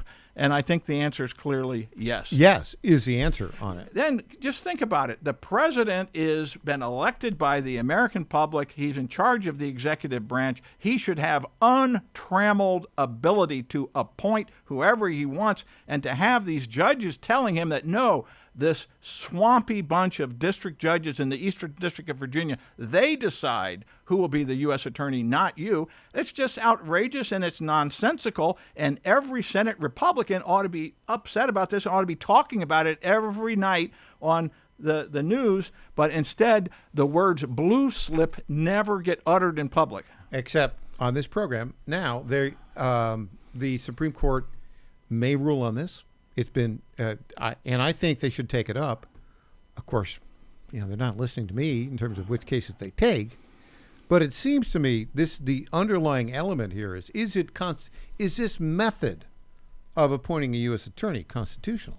That's really the point. Well, but again, we can't force the Supreme Court to do all the heavy lifting. Well, that's kind of where we're going, This is a Senate policy. The Senate is controlled by the Republican Party. They can repeal this tomorrow, and they need to. They're not going to. Yeah. I mean, I'm just telling you, they're not going to, right? They should. I mean, you get back to the other problem. Why are there so many crazy Obama and Biden appointed district court judges? That's why. That's part of it. So we got two different standards. Republicans do not play hardball when Democrats are in charge and making these nominations. A lot of those worst judges were confirmed without opposition. Sometimes Republicans didn't even show up to vote. And whereas the Democrats will do a full court press whenever anybody who seems remotely conservative is being nominated. And this idea that there's something wrong with appointing loyalists, it's his administration that we forget that when John F. Kennedy was president, who did he appoint as his attorney general? His brother. His little brother, who had no experience whatsoever. Why? Because he knew that Bobby Kennedy would have his back. And that's, in politics, that's all that should matter is, does the president have the authority? And if so, you may not like who he's nominated, but as long as he, doesn't have a criminal record, has a law degree, etc., he should be confirmed. And so it should be with these U.S. attorneys. There's nothing wrong with Lindsay Halligan. She is a competent lawyer, got the grand jury to issue these indictments. And the idea that Comey, it's without prejudice, it could be refiled, but they've created this. Well, there's a statute of limitation situation there, but I guess since they've already filed it, maybe they would extend the statute of limitations. Well, and I think there's some special rules, but still, who's going to be the prosecutor? Whoever it is that the swampy judges pick, that's an outrage. This is, you know what this sounds like? It sounds like how the Democrats staffed the Watergate prosecutor. Because Elliot Richardson caved in 73, brought in Archibald Cox as a special prosecutor, and all of the prosecutors were former Democrat Department of Justice attorneys. Yeah. Huh. How about that? So I was reminded as I was writing this, a line from No Country for Old Men. If the rule you followed brought you to this, of what use was the rule? You could say the same thing about the blue slip policy. It is a nonsensical rule. It needs to be repealed. Its time has come and gone, and we need to take the cuffs off of President Trump and let his team get to work. When we come back, we've got a breaking story on TN7, the special election tomorrow. Back with Mark Pulliam after this.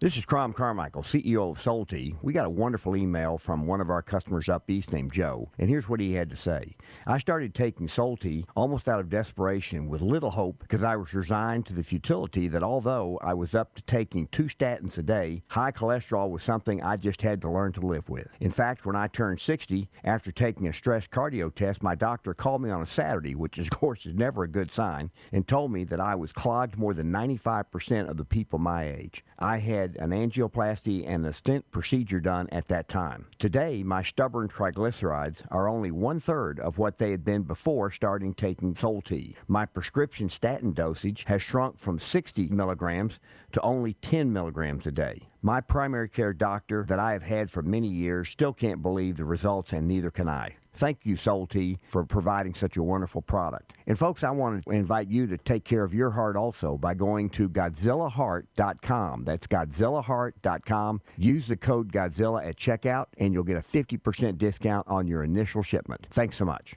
The Katz and Cosby Show. It's the top news of the day. John Catsimatidis and Rita Cosby tackle today's biggest issues with a New York state of mind. We are going to talk about dirty money. This is a total failure of the media, the journalists, and the Democratic Party. Treat yourself to a bite of the apple. It's a common sense recap of the big stories. Katz and Cosby, weekdays 5 Eastern, 4 Central on the stations of the John Fredericks Media Network. And those are the big headlines of the day.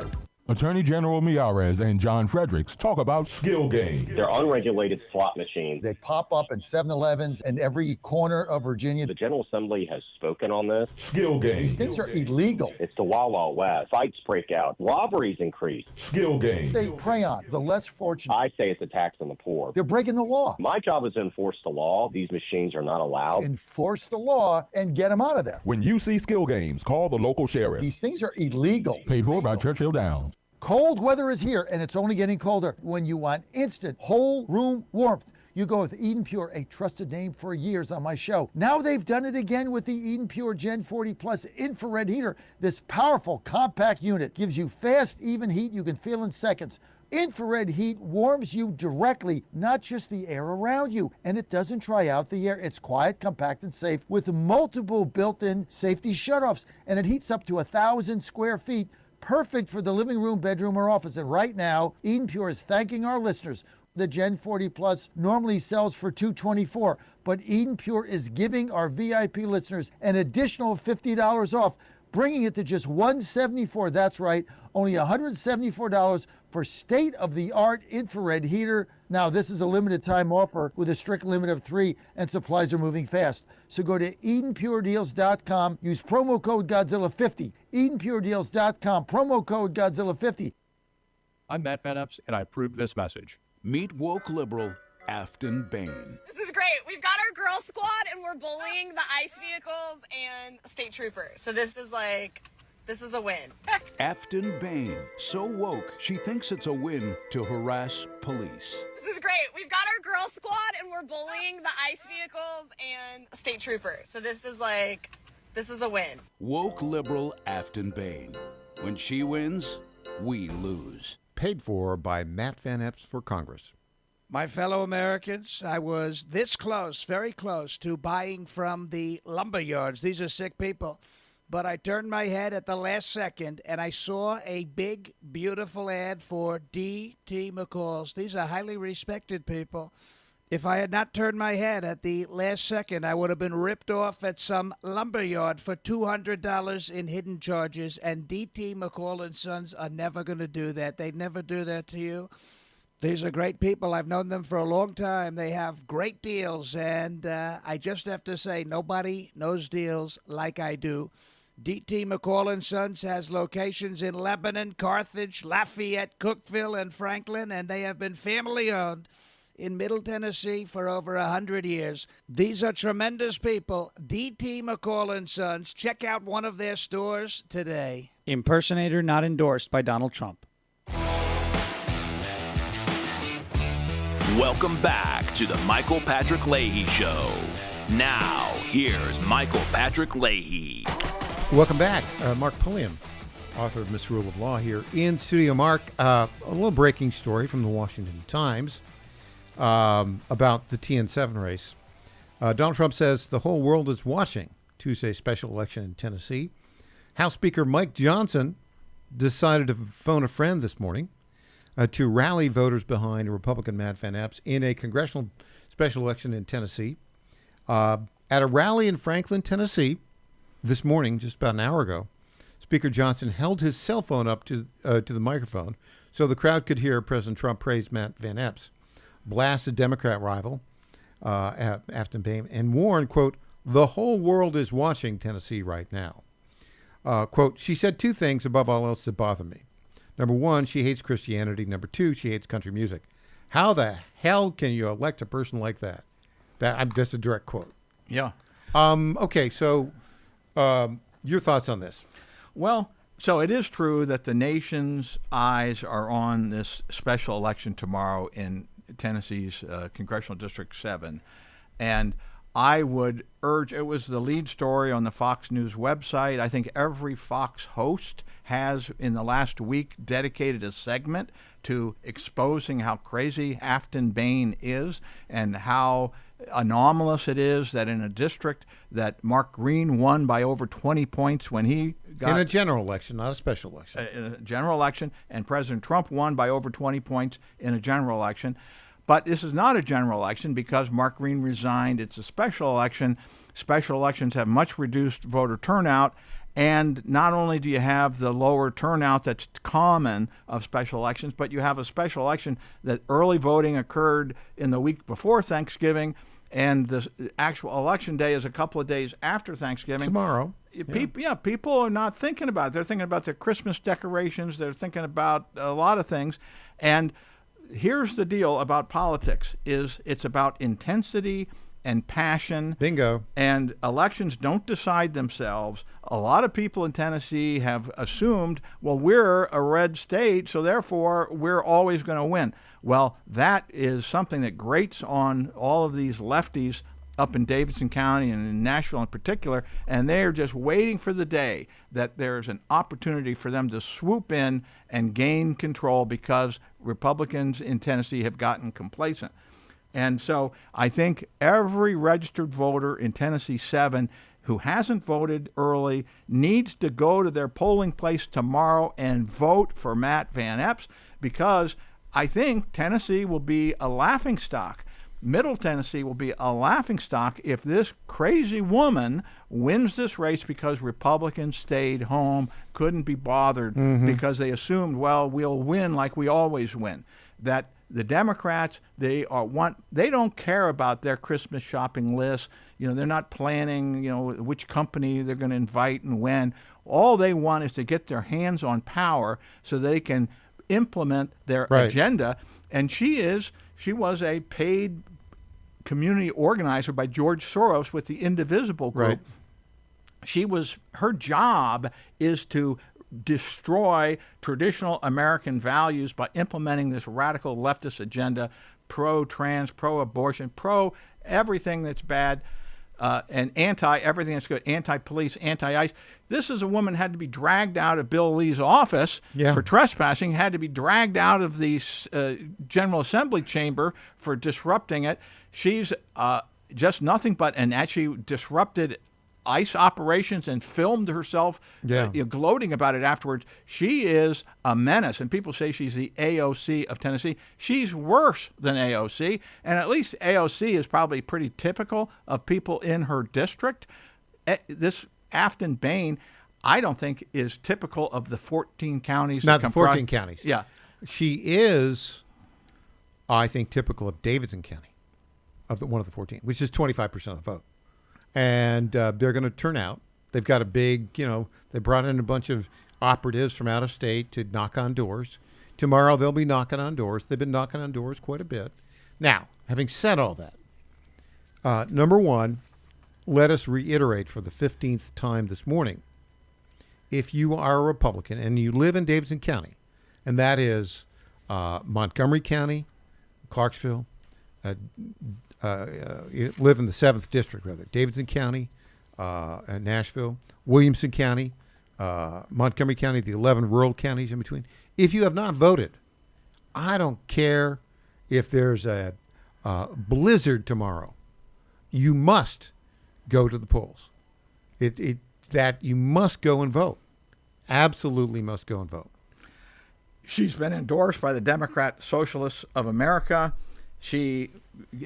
And one of the things she does, because she's a social media influencer, all of these crazy things that she says and believes are recorded for posterity. And fortunately for us, the RNC has invested money into an Oppo research and has found all these deleted X tweets and whatnot. And so, she's saying that she, at the instructions of her therapist, considered whether she ever wanted to have children, and she decided, no, I would rather have power, and that, in fact, getting married and having a child would be surrendering to the power of the patriarchy. She holds every crazy point of view that a leftist could have. Yeah. It's almost like a caricature, a cartoon character of this. Tennessee is racist, and she got her master's in social work from the Stephen Hicks School of Social Work at the University of Texas at Austin, which is my which I know is my alma mater. And Steve Hicks was a crazy leftist who somehow got rich and gave a bunch of money to the School of Social Work. The School of Social Work at UT Austin is the most woke school department in a campus which is very woke. And so she's poison. She's a caricature of absurd left-wing posturing. It used to be that this kind of stuff would be popular on social media, but toxic in elections. We will see tomorrow is going to be very important symbolically about whether the Republicans face a problem that they didn't know they had, which is having our culture rot from within, where or that we've just gotten so far behind when it comes to voter registration, voter turnout, social media engagement, messaging, that the Democrats, with all this dark money funding, Arabella, et cetera, that we have been caught with our pants down. And whatever happens tomorrow, I hope this is a wake-up call to the Republican leadership in Tennessee to look at our Tennessee Republican Party and figure out why it is that we are so weak that the RNC had to come in and basically do our job for us by exposing this woman's crazy history. Because they're not getting out the vote. And, my friend Scott Golden, we've been friends. He's been running for 9 years, but he's not done very much in this election. And you've got Oscar Brock, who is the RNC National Committeeman from Tennessee, who said he's not going to support any Republicans in Congress. This is the problem. It's the Republican Party of Tennessee.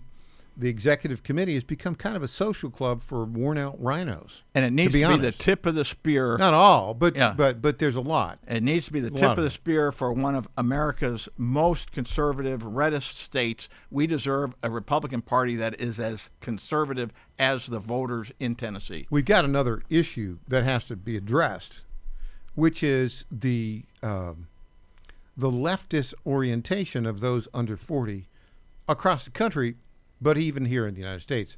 There's a poll that came out, I think it was Rasmussen, that showed like 51% of nationally of voters under the age of 40 support socialism.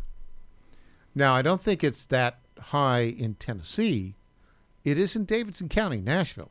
It's probably higher than that in Nashville. And what you've got is the younger people who live in Davidson County who don't listen to this show, right, who get their news from TikTok, they are all in for socialism. And why is that? Well, I think part of it has to do with the failure of our educational system, right? Because they basically don't understand anything about the origins of our constitutional republic.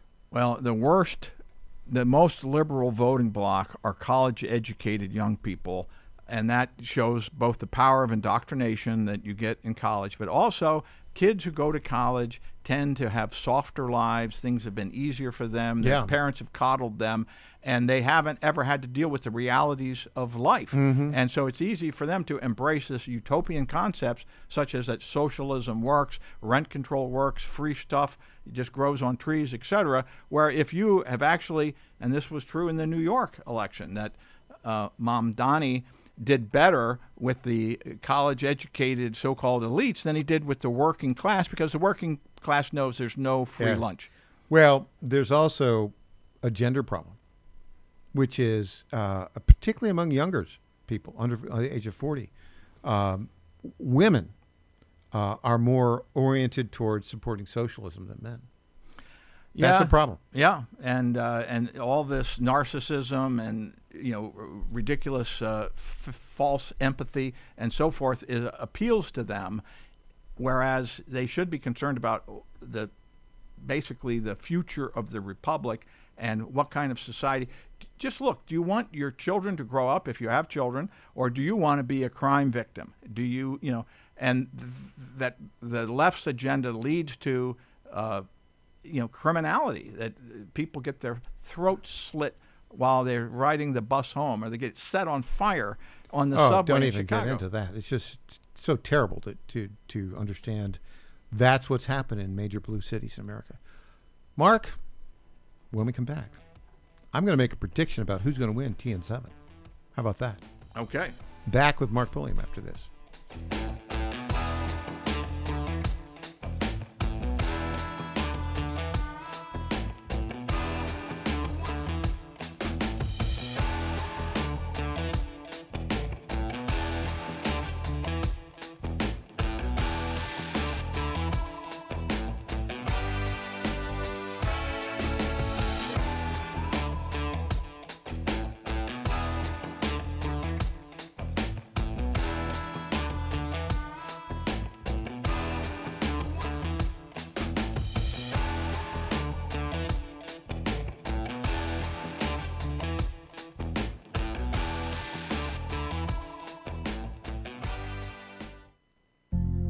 Ponder this. Most of us in America have more than we need to sustain ourselves, like a roof over our heads, food to eat, and clothes to wear, and much more.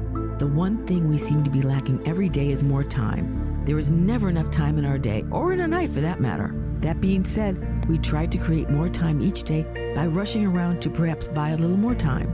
We rush from one event to another. We double or even triple task to save time. We drive fast cars to get to our fast food restaurants. Our days are full with little time left for family, friends, and God. To better manage your pace, take a minute each morning to get on your knees and let the Lord know that you are giving Him all your time today. Sincerely ask Him to give you clear direction on what He wants you to accomplish each day.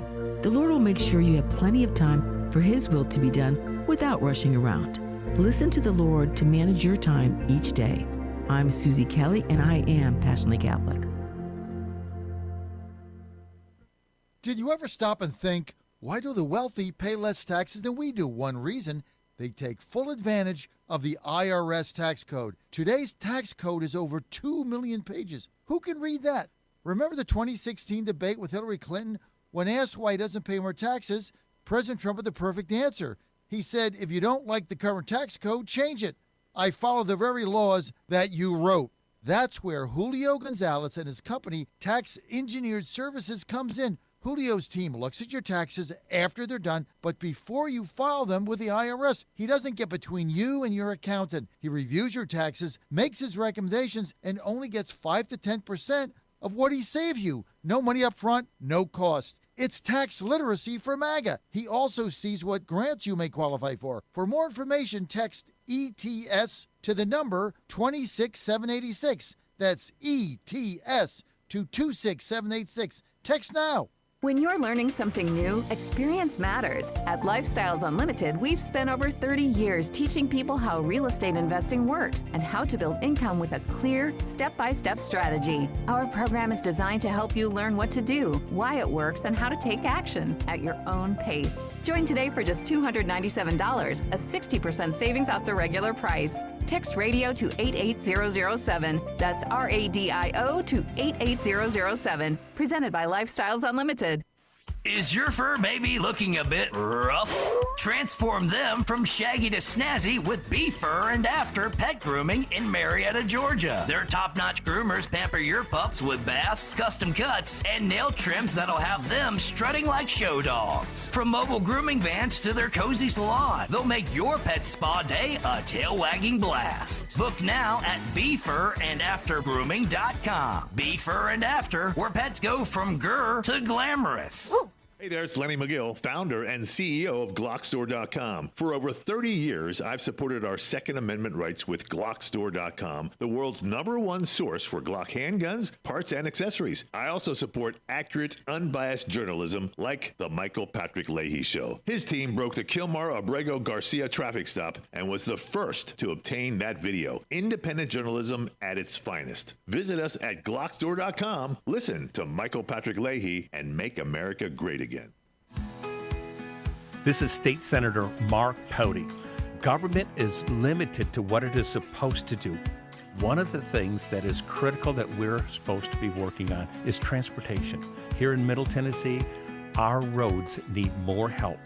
As your state senator, we are focused on getting more money reoccurring without a new tax increase for our roads here in Tennessee. This is State Senator Mark Pody. paid for by Campaign for Mark Pody, Christina Hibden, Treasurer. Welcome back to the Michael Patrick Leahy Show. Now, here's Michael Patrick Leahy. Welcome back to the Michael Patrick Leahy Show. We are indeed broadcasting live from our studios in downtown Nashville. In studio, all-star panelist, retired attorney, author of Misrule of Law, Mark Pulliam. Mark, I'm going to do something that probably is a little bit out there, but I'm going to make a prediction about how the election will turn out tomorrow.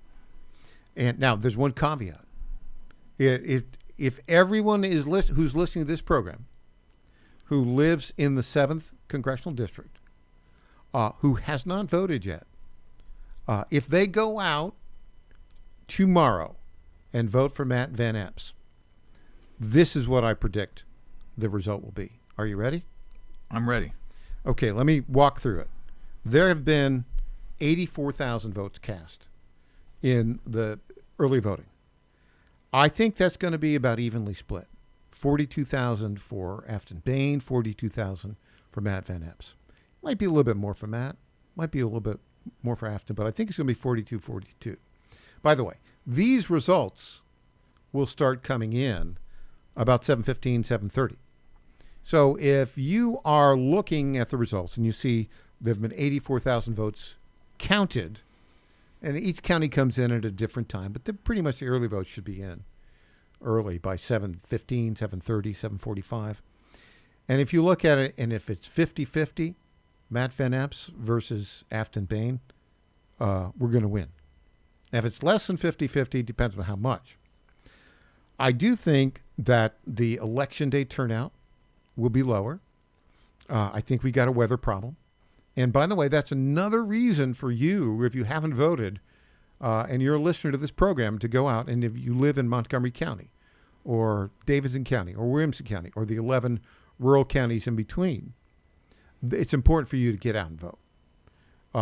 I think on Election Day, tomorrow, the turnout will be less than the early voting. And my best guess is there'll be 68,000 votes cast. I think Republicans will win Election Day voting.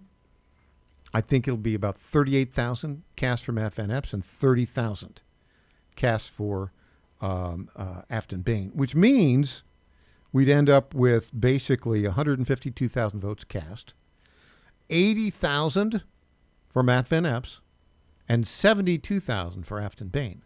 And that'll be probably 52.5% for Van Epps.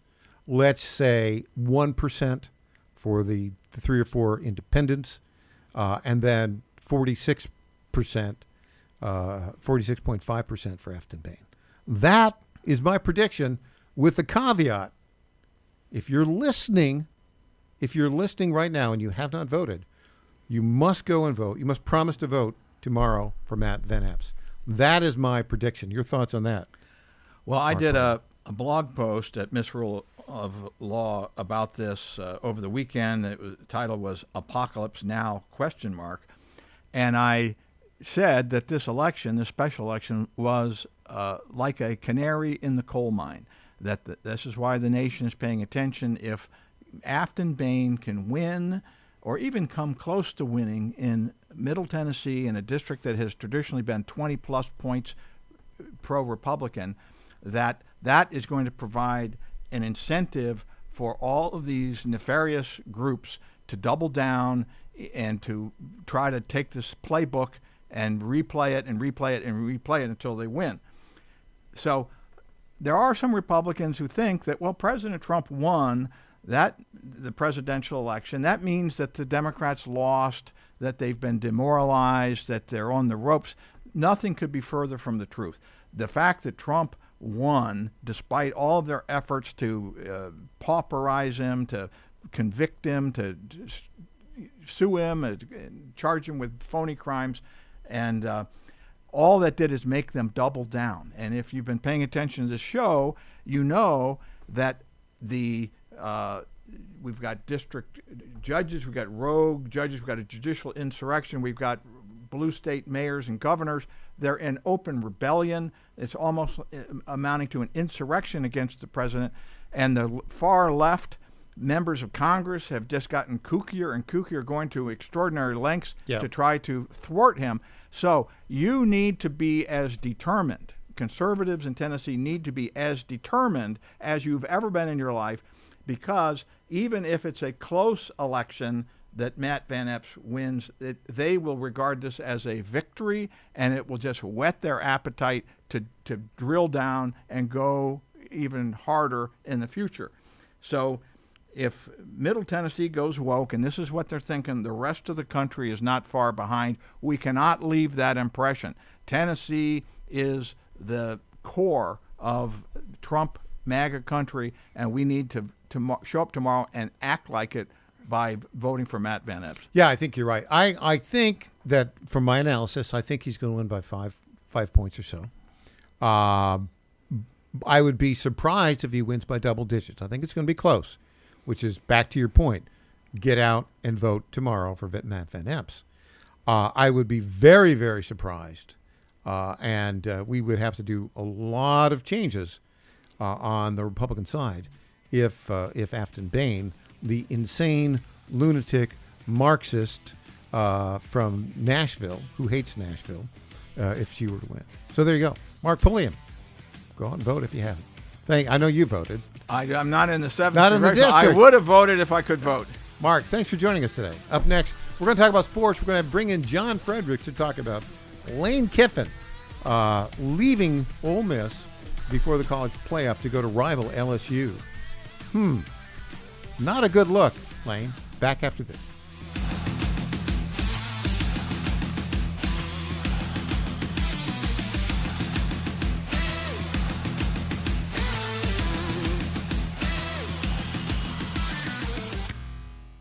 The Katz and Cosby Show. It's the top news of the day. John Katzimatidis and Rita Cosby tackle today's biggest issues with a New York state of mind. We are going to talk about dirty money.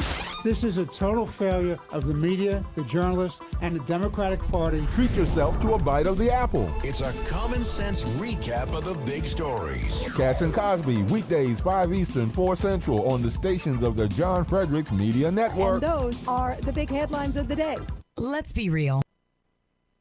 Be real. Losing weight isn't just about looking good. It's about taking back control of your overall health. 42% of adults in America are classified as obese, and obesity is directly linked to severe health issues. If you've tried diets and different workouts with no success, it's not your fault. Big Food and Big Pharma have rigged the system against you with contradicting information, leaving you confused. But there's good news. The Wellness Company just launched Drop, a GLP-1 peptide oral drop formula developed by their Chief Medical Board, specifically designed to support your metabolism, curb cravings, and help you shed weight. That's right, no injections, no risk of the severe side effects we're seeing with Ozempic. Start your weight loss journey today and get $100 off, plus free shipping. Go to twc.health/Godzilla and use promo code Godzilla100. That's twc.health/Godzilla, promo code Godzilla100. Take action today for a healthier tomorrow. John Fredericks loves his radio and TV audience, but did you know how to follow the Godzilla of Truth wherever you go? Download the John Fredericks Radio Show app to listen live nationwide. For the daily chit-chat, Trucking the Truth, download the Getter app and join the morning fun on Getter Live from 6 to 10 a.m. Follow John Fredericks on Getter. WENO Nashville, KQPN West Memphis, AM 760, AM 730. The Flame. Breaking news at Town Hall. I'm Bob Agnew in Washington.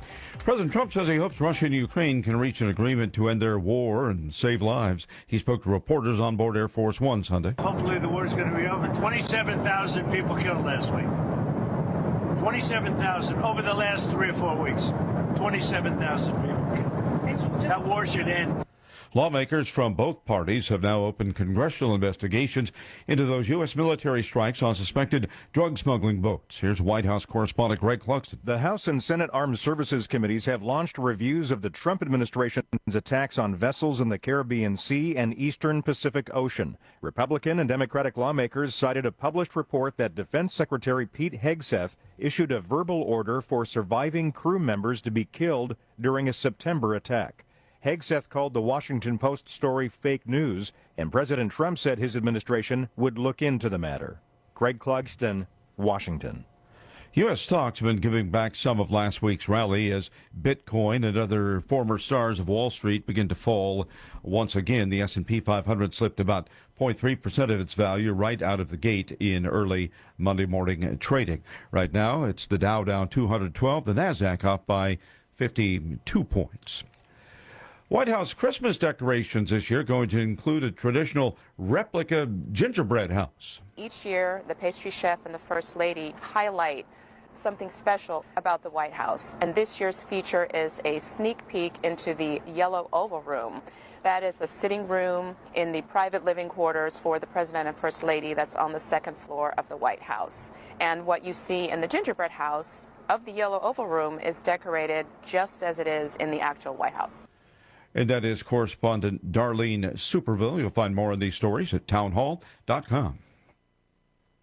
Wesley Financial Group is not a law firm. Hi, I'm Chuck McDowell, the timeshare cancellation guy. In 2011, I founded Wesley Financial Group with one goal in mind, to help honest folks out of their timeshares permanently. Today, I run Wesley with my two sons, a real family business, treating every client and every employee like we'd want our own family treated. That philosophy has helped us grow into the largest, most trusted timeshare cancellation company in the United States. Fortune magazine even recognized us as one of the best places to work. Why? Because we genuinely care. In fact, some of our former clients were so moved by their experience working with us, they joined our team so they could help others to timeshare freedom. If you're stuck in a timeshare, give us a call. Let our family help your family. Call Wesley now for your free timeshare exit kit. 800-226-5454. That's 800-226-5454. 800-226-5454. Here's Rich Thomason with the Midday Wall Street Business Report. In retail circles, it's the day that's been dubbed Cyber Monday. And based on what we've seen so far with holiday shopping, there are predictions it will be a record-setting day. Adobe Analytics estimates U.S. shoppers will spend $14 billion online today. That's 6% more than last year. Consumers already exceeded Adobe's forecasts by spending nearly $12 billion online on Black Friday and another $6 billion Thanksgiving Day. Deals on electronics and apparel are expected to peak today, but analysts say rising retail prices may contribute to any record sales figures that materialize. I'm Mike Hempen. It was a lower open this morning for Wall Street as traders return from the long Thanksgiving holiday weekend and following the market's latest winning streak last week. I'm Rich Thomason. Breaking news and analysis at townhall.com. Hong Kong authorities are pointing to likely flammable materials in their investigation of last week's fire that claimed at least 151 lives. Hong Kong resident Lian Shuzhang told the AP the fire is a wake-up call to all residents that live in high-rise buildings especially. Authorities are investigating possible fire code violations at the buildings, which were under renovation. The fire started on the lower-level plastic nylon netting covering bamboo scaffolding around one building. It then spreads to nearby buildings through the flammable foam panels on the building windows until 7 of 8 buildings in the complex were ablaze. Hong Kong's anti-corruption agency has arrested 14 people, while authorities have acted swiftly to stifle criticism. I'm Karen Chamas. That blaze began last Wednesday and left thousands homeless. It broke out at the Wang Fuk Court complex, was not fully extinguished until Friday. More on these stories at Town Hall. It's the Michael Patrick Leahy Show, broadcasting live from downtown Nashville. Now, here's Michael Patrick Leahy. And welcome back to the Michael Patrick Leahy Show. Well, we're going to do things a little differently today. We're going to talk sports. You know, there are some of you who now are going to go, oh my gosh, sports. But yeah, this is kind of interesting because we're based in Nashville, which is, you know, it's an SEC city. We got Vanderbilt 10-2 going to a big bowl game. Not going to make the college playoff, but they beat Tennessee 8-4 pretty soundly. It was a big deal, by the way, very big deal. And so we've got that going on for us. And SEC, if you're from some other part of the country, you have to understand, SEC football, it's all that. I mean, people in the South, in the Southeastern Conference, they live and breathe SEC football. And, you know, some great college towns here to support SEC football. You got Athens, Georgia, the Georgia Bulldogs. You got Columbia, South Carolina Gamecocks. You've got in Fayetteville, Arkansas, the Arkansas Razorbacks. And then Ole Miss in Oxford, Mississippi. A great campus, a great place. And Ole Miss, as you know, of course, there have been a lot of national championships in the Southeastern Conference. And LSU won in the 50s. I think Billy Cannon, I think they won in 59, right? Billy Cannon was a fullback there. He was one of the first big superstars. And then you've got LSU also won with what? Les Miles and Nick Saban. Well, Nick Saban, Les Miles, and then Ed Orgeron in the past, I don't know, decade or so. So the LSU, Louisiana State University, big time there. Not so good. They hired Brian Kelly from Notre Dame, and after 3.5 years, they told him to hit the road. Big mess there. Now, I don't know. Would you call Lane Kiffin the bad boy of college football? I think you might. He's kind of interesting. His father was Monty Kiffin, who was a great defensive coordinator in the pros for Tampa Bay, and but he's had, shall we say, a checkered history, and pretty much every time he goes somewhere, when he leaves, they say don't let the door hit you in the backside on your way out. So he'd been at he was the head coach of the NFL's Raiders for a while, and got fired. Al Davis hated him. Then he went and became the head coach at the University of Tennessee. Left after a year. He was like, I think, 7-6. Tennessee Volunteers hate him. Then he went to Southern Cal. Got fired after 2.5 years. And then he went into the wilderness. He was the offensive analysis and then coordinator for Alabama. And then he went on to Ole Miss, where he's done very well. And now I think John Fredericks is going to join us right now. John, what on earth is going on with Lane Kiffin? What bad form is that? This guy quits. His team's in the playoffs, and he quits to join LSU. What are your thoughts on that, John? He's the most selfless, shameless self-promoter since John Fredericks. I've never seen anything like it in my life. He's worse than John Fredericks by far. This guy puts me to shame. I mean, I've never seen anything like it. It's all about the greenback for this guy. It's all about the jack. He basically positioned himself to get maximum money out of Louisiana State University. He played one university against the other, and he did it when his kids are in there fighting for a championship. And look, I don't blame the guy for taking the money, right? We live in a capitalist society. He's at the apex of his earning potential and career. He took the biggest package he could get. Now, I have to say, I admire Ole Miss, where my older son did his undergraduate work and got his MFA. I admire their administration because they did two things. Number one, they said before the game, on Saturday, they said, we're going to go ahead and match whatever LSU is. You send us a contract, we'll match it. We're not going to beat it, but we'll match it. So they did that.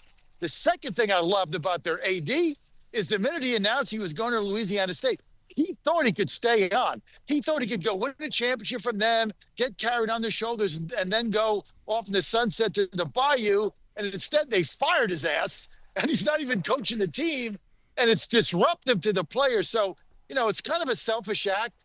But at the end of the day, the guy maximized his earning ability, Mike, and really played everybody for a fool. I mean, the drama that was going on here about what time is he going to announce and who is his daughter's dating, and does that play into it? And he's going to wait till after his son's high school game. I mean, it was like when Michael Jordan did the ESPN thing to announce, who he was going to sign with. I mean, the guy played it to the maximum, but he's totally shameless in doing this. He's a shill, but we'll see what happens. He's got a lot of problems at Louisiana State University, but they got all the money. But look, I hope Ole Miss wins the championship without him. I do too. But John, he's taking his entire offensive staff with him. He's told, according to some reports, he told all of his offensive coaches, he said, the plane leaves for LSU at noon today. If you're not on the plane, you're not going to have a shot being on my staff at LSU. And so he's leaving all of the Ole Miss players without their offensive coaches as they go in to fight for the national championship. They're going to be in the playoffs. It's a despicable move. I mean, look, as soon as they fired the guy, he's done. He just washed his hands of the whole university and, basically took everybody with him. And the edict he laid down is you're either with me or you're against me, basically, because I'm going to be fighting you guys because we're in the same division. We're in the SEC West. I'm going to be fighting you guys. So screw y'all. I mean, it was a horrible way to leave. You wait for the season to end. You do your best, and then you make a decision. But he was at the apex of his leverage financially before they got in the playoffs. I mean, if he got wiped out, your stock goes down. So he was at its. He took it for the max. But Mike, there's an old saying: "What goes around comes around," and you're gonna eventually you do things like this that are just despicable and hateful, and then it comes around and bites you in the ass. Everybody's going to want to go out now and beat this guy. Louisiana State's going to have LSU is going to have basically a target on their back. Everybody's going to want to beat him. And he turned himself in from a very lovable coach with a great offensive mind to basically a villain. Yeah, totally a villain. And you got to remember, and before Ole Miss, this guy failed everywhere. He failed at Oakland. He failed at Tennessee. I mean, he failed at the Trojans. He finally got a job where he was successful, but he failed everywhere else. Prediction: will he win a national championship in 5 years at LSU? And who? No, he won't. Who? No. When will they fire him at LSU?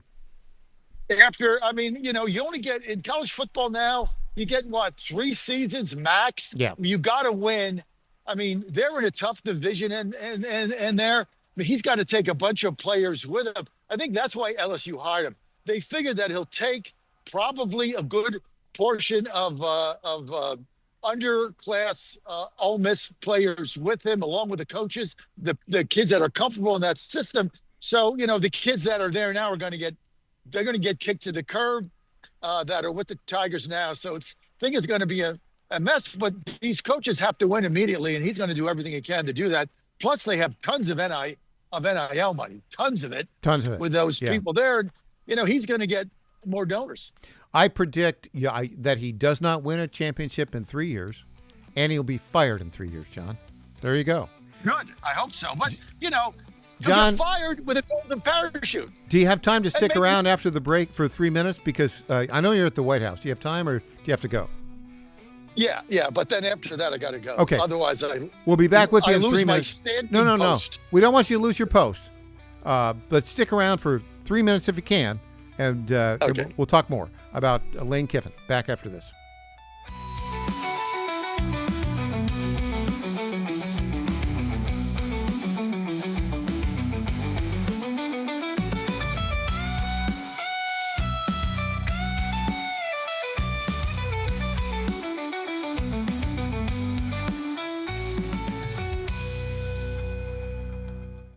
Hi folks, John Fredericks here for Freedom Alliance. Veterans are still struggling with the wounds of war. They came home with injuries that changed them forever. The flag-burning troublemakers in our streets remind me how fortunate we are to have patriots who served and fought, sacrificed, and never complained. We need to support them through organizations like the Freedom Alliance. It's Military Appreciation Month and time to support those who serve. Freedom Alliance is caring for combat veterans and military families. Combat veterans fought in the worst, most dangerous places on earth. Freedom Alliance takes them to nature's most relaxing locations so they can heal. Freedom Alliance gives injured troops mortgage-free homes, new cars, and all-terrain wheelchairs. For wounded vets, there's nothing like the stability of your own home, the reinsurance of a reliable vehicle, or the independence of a wheelchair that navigates snow, ice, beach, pasture, or most any terrain. Let's fight for those who fought for us. Go to freedomalliance.org/Godzilla and make a monthly gift that will improve the life of a military hero. That's freedomalliance.org/Godzilla. Make a contribution today. If you're like me, most moms find it difficult to prioritize self-care.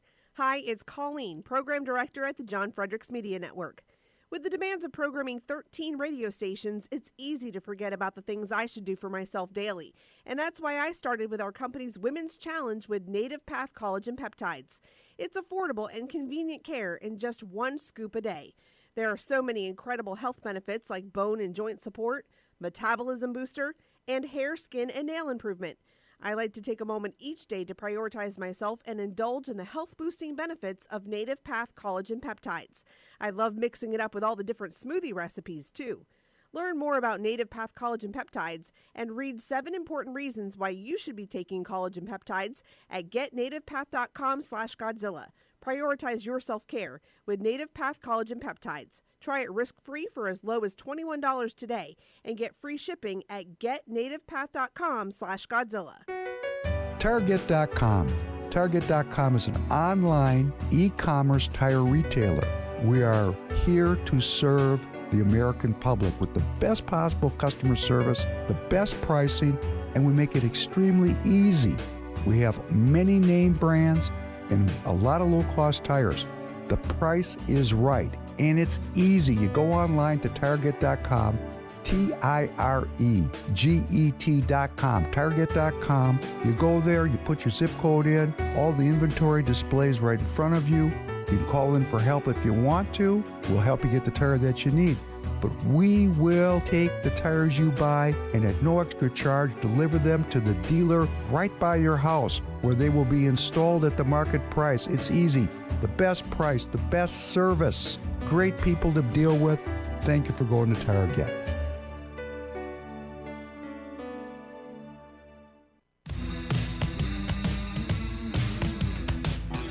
Welcome back to the Michael Patrick Leahy Show. Now, here's Michael Patrick Leahy. We're talking SEC football with the great John Fredericks, who is on the lawn of the White House.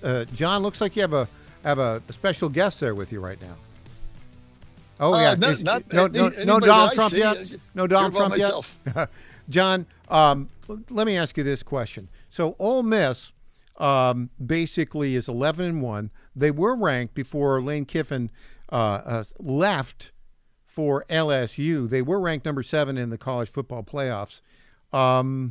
Will they make the college football playoffs, and will they jump down in ranks because Kiffin and the entire offensive coaching staff is gone? I don't think. Look, I don't think that's got anything to do with the kids on this team playing their tails off. I don't think the coaching matters, and they should make the playoffs. I mean, they're 11-1. They blew out Mississippi State in the Egg Bowl, so they should be 11-1. But I tell you, you missed a very lead here, and that's Vanderbilt Commodores. We're not talking about the SEC. I mean, I watched that game on Saturday, the whole game. Yeah. I bet Tennessee. I laid 2.5. They were never in that game. There's a new sheriff in Tennessee, and it ain't the Vols.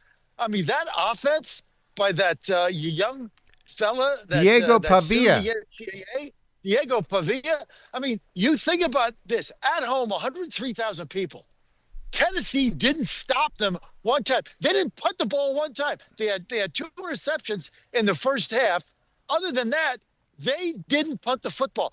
They scored every single time they had the ball against the Tennessee SEC defense in Tennessee, and the Vols were never in that game in the second half. They came out and blew them out. Not only that, here's what shocked me. They manhandled them on the offensive front. Yeah. I mean, if you look at that game in the trenches, they pushed Tennessee around like ragdolls. I mean, this is Vanderbilt University. You go there to be a doctor, not to play offensive lineman, right? Unbelievable. There is a new sheriff in town in Tennessee. Worst bet I ever made was to lay in that 2.5 ever. Diego Pavia, I think he's like 24 years old. He's been around a lot. He's going to go again now. He's trying to get another year of he's going to sue them again. Yeah. I don't think he'll get it, but look, for him, he's probably making a couple million a year in NIL right now. Yeah. Undervalued, by the way. He's underpaid. Totally. I mean, the guy threw for like 268 yards, I think a couple touchdowns. He ran for 160 yards, and I think he had a touchdown. Yep. I mean, the guy was unstoppable. He had one pick, but that was it. But he had a spectacular game. Does he get into the Heisman conversation, John Frederick? He has to. Yeah. I mean, after that game, he's got to get in the Heisman conversation. I mean, must have been 5 times where the Tennessee either secondary on a blitz or coming off the edge had him dead to rights. Not only did he get out of it, he'd get 20 yards. I mean, the guy has got athletic ability, his arm, he can throw. Now, is he going to be an NFL quarterback? He's not big enough. That's, he's it's like kind of like the 5'10", right? Yeah. floaty thing. Yeah. Yeah, he's just not big. He's not big enough. So look, from him, you make all the money you can make in NIL. That's why he's trying to get the extra year of eligibility. In fact, what the NCAA should do is just go to a 5-year rule period, get rid of injury, get rid of red shirts, make everybody 5, evens the playing field, stops the nonsense. I don't think they're going to do it in time, but they should do that. But he's going to sue them, and he might win, which helps everybody. Yeah, Diego Pavia is going to make the most money playing college ball. He is going to be, he's 5'10". He's, a great spirit. I mean, what a competitor. But But he does not have the full package of tools, in my view, to be an NFL He doesn't have the height. quarterback. Doesn't have the height. He doesn't have the height. And somebody will draft him. The Titans will probably pick him as an undrafted free agent. The Titans should pick him and make him their backup. I mean, and when you put him in, everybody will cheer. Yeah. I mean, the Titans need something. I'm a Titans fan. Hapless. I mean, they're painful to watch. Really. I had the first. Joe and I had the first half of the game on Sunday. We had to turn it off at the end of the first quarter. 25-3. It's actually painful to watch them. They're so pathetic, and Amy has destroyed that team. It's gutted. They're going to get the #1 draft pick again. I like Cam Ward, but this thing it is such a debacle going on in Nashville. It's really sad. It's a tough watch. I think you're right. I think they should draft maybe in the 7th round or 6th round. How many rounds they have? Or just sign him. Undrafted free agent. Yeah, get signed. But I think he should go to Nashville, and I think he'd be a good spirit for that team. But I tell you what, Cam Ward's the real deal. The only hope the franchise has got is I love Cam Ward. He's better than the stats show. The team around him is pathetic. It's all rookies. It's horrible. But we're going to probably get the first round pick that linebacker beast out of Ohio State and help our defense. Yeah, that's a really good point. Okay, so let's talk NFL football a little bit. Quarterbacks. Shedeur Sanders got his, second start for the Cleveland Browns. He wasn't terrible. Okay, nice. I mean, you're not terrible. You don't suck. Yay. I mean, what's that got to do with it? Another kid that's not an NFL quarterback. His days are numbered. Yeah. Nice. I love his father. Everybody. I mean, anybody that's a football fan, you have to love Deion Sanders from, back in the day he was at Florida State. Coupled with the fact he wears the biggest crucifix around his neck known to man. I think it's about 20 pounds he wears. Yeah. So I love this guy. Bigger than Mike Tomlin's. But I mean, his son just is not an NFL quarterback in my judgment. Okay, prediction time. Who's going to win the national championship in college football this year? Georgia. Yeah, Georgia. Interesting. Yeah. I think they beat Ohio State. Look, Ohio State's got to get by Indiana. They got to get by Indiana. So, good luck with that. Alabama should have gotten beat by Auburn. They should have been. Auburn had a bunch of turnovers. Yeah. Auburn should have beat him. I'm not a believer. I'm just not a believer in the Tide. But SEC football. I mean, you play the Big Ten. You got some real stinkers in there, right? I mean, you're playing Purdue and this and that. You play the SEC. every single week. And now with Vanderbilt winning every single week, you got a tough game. I think Georgia's going to be very, very tough. But Ohio State's got to beat Indiana. That is not a done deal. Well, even if they've got the Big Ten championship, Ohio State, Indiana, number 1 against number 2. If one of them, if it's both of them get in, they're both going to get in. Both of them get in. Who's on the bubble that will make it? Will it be Miami that makes the last slot? BYU? Well, Vanderbilt's on the bubble. Miami's on the bubble. I mean, those are really the 2 teams that deserve credit. How about Texas? Tech. How about Texas? Texas got beat by everybody. No, I mean, putting Texas in there is just a Peyton Manning move. Arch Manning, right? Yeah. Good point. But I don't think Vanderbilt's going to make it. I think it'll be Miami, actually, that gets the last slot. Now, there's only one. Well, because they got to get an ACC team in there. Right.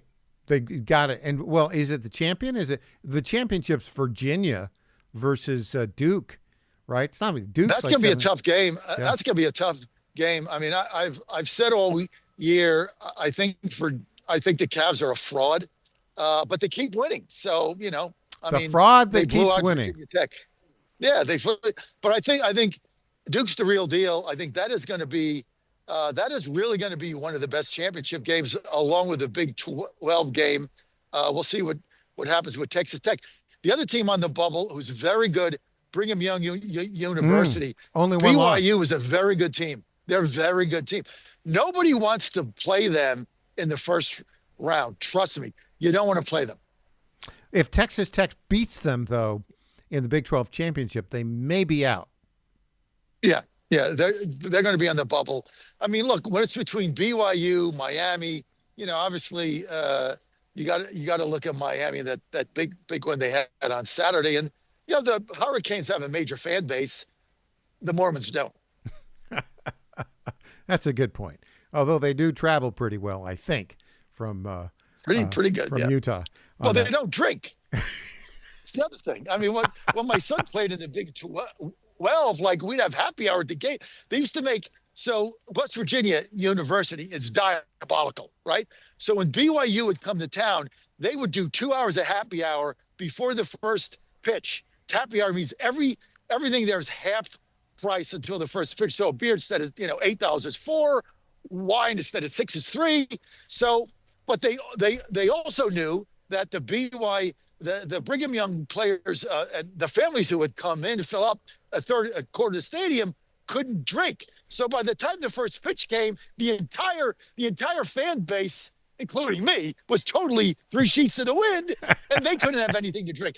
Totally diabolical move by the Mountaineers. Yeah. Totally. By the way, best of luck to the great young reliever Joe Fredericks, who was with West Virginia for a couple years, and now is in the Big Ten with Maryland. I think Mom and Dad. University of Maryland. Yeah, that's Maryland right. Terrapins.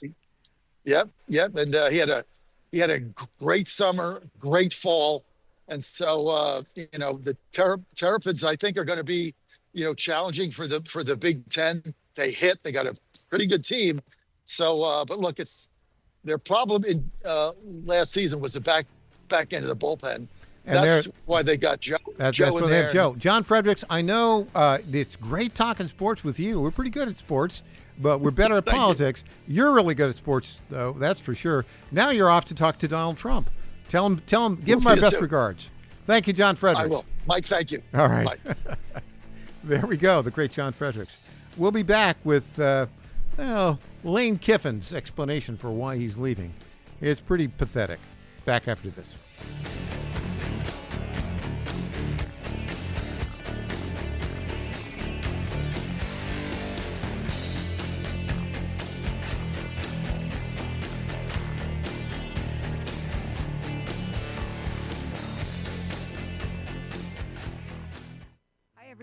EJ Haast here, founder of the Digital Footprint Management Agency and frequent guest on the Michael Patrick Leahy Show, here to tell you about GetFoundEverywhere.com. Customers are searching for your business everywhere: Google, Apple Maps, TikTok, and new AI platforms like ChatGPT and Gemini, which is a total disruptor.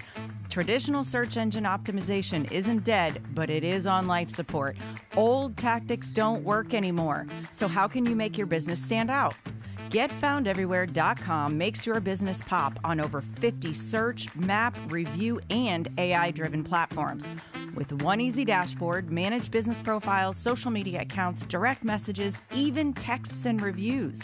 GetFoundEverywhere.com is affordable, boosts your visibility, and gets your business more customers. It's time to step up your game the easy way. Save time, save money, and get more customers with GetFoundEverywhere.com. This is State Senator Mark Pody.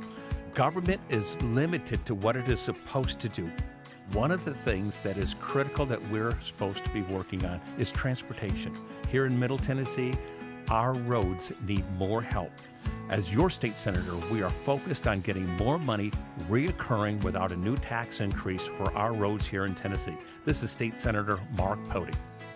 Paid for by Campaign for Mark Pody, Christina Hibden, Treasurer. I'm Lenny McGill, founder and CEO of Glockstore.com. For over 30 years, I've supported the Second Amendment rights of free men and women to protect themselves and their families with firearms. We offer the very best in both selection and prices on Glock handguns, custom Glocks, Glock magazines, and high-performance shooting accessories at Glockstore.com. We also have the finest retail showroom and our Shoot 270 shoot rooms right here in Nashville, Tennessee. Come visit us at Glockstore.com, and you'll be glad you did. My fellow Americans, my good friends, I've known them for a long time, at D.T. McCall & Sons have the deal of a lifetime for you, and nobody knows deals like I do. That much I can tell you. Nobody knows deals like I do.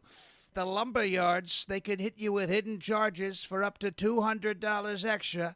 They'll charge you for cords and hoses and haul-offs. Your money goes all over the place and out of the state, and most importantly, out of your pockets. How do they get away with that? I don't know how they do that, but on day one, if you buy from McCall's, we are going to stop the hidden charges as soon as you buy it. D.T. McCall & Sons has locations in Lebanon, Carthage, Lafayette, Cookeville, and Franklin, and they have been family-owned in Middle Tennessee for over 100 years. Head to one of their stores today or check them out at dtmccalls.com. You're going to love it, believe me. Impersonator not in. I didn't risk my life for this country just to watch career politicians wreck it. Matt Van Epps, 9 combat tours, true American hero. Now, I'm on a new mission to bring down prices, create good-paying jobs, and lower healthcare costs for working families. I'm Matt Van Epps, and I approve this message to fight for America, because that's what I've done my whole life.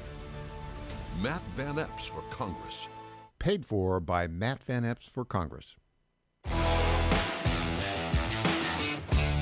Welcome back to the Michael Patrick Leahy Show. Now, here's Michael Patrick Leahy. Change of pace here today. We're talking sports in hour 3. We're talking about, well, the decision by Lane Kiffin to leave Ole Miss for LSU mid-season after he's guided his team to an 11-1 record. They're going to be in the college football playoffs. Best season, I think, in like a half a century at Ole Miss. A beautiful campus, by the way. Great little town, Oxford, Mississippi. Been down there. Really very nice place. And really, really like it down there. Now he's leaving it for Baton Rouge, Louisiana, where he's going to be head coach of LSU. Baton Rouge is not as nice a place as Oxford, Mississippi. I'm just going to tell you that right now. And Lane Kiffin,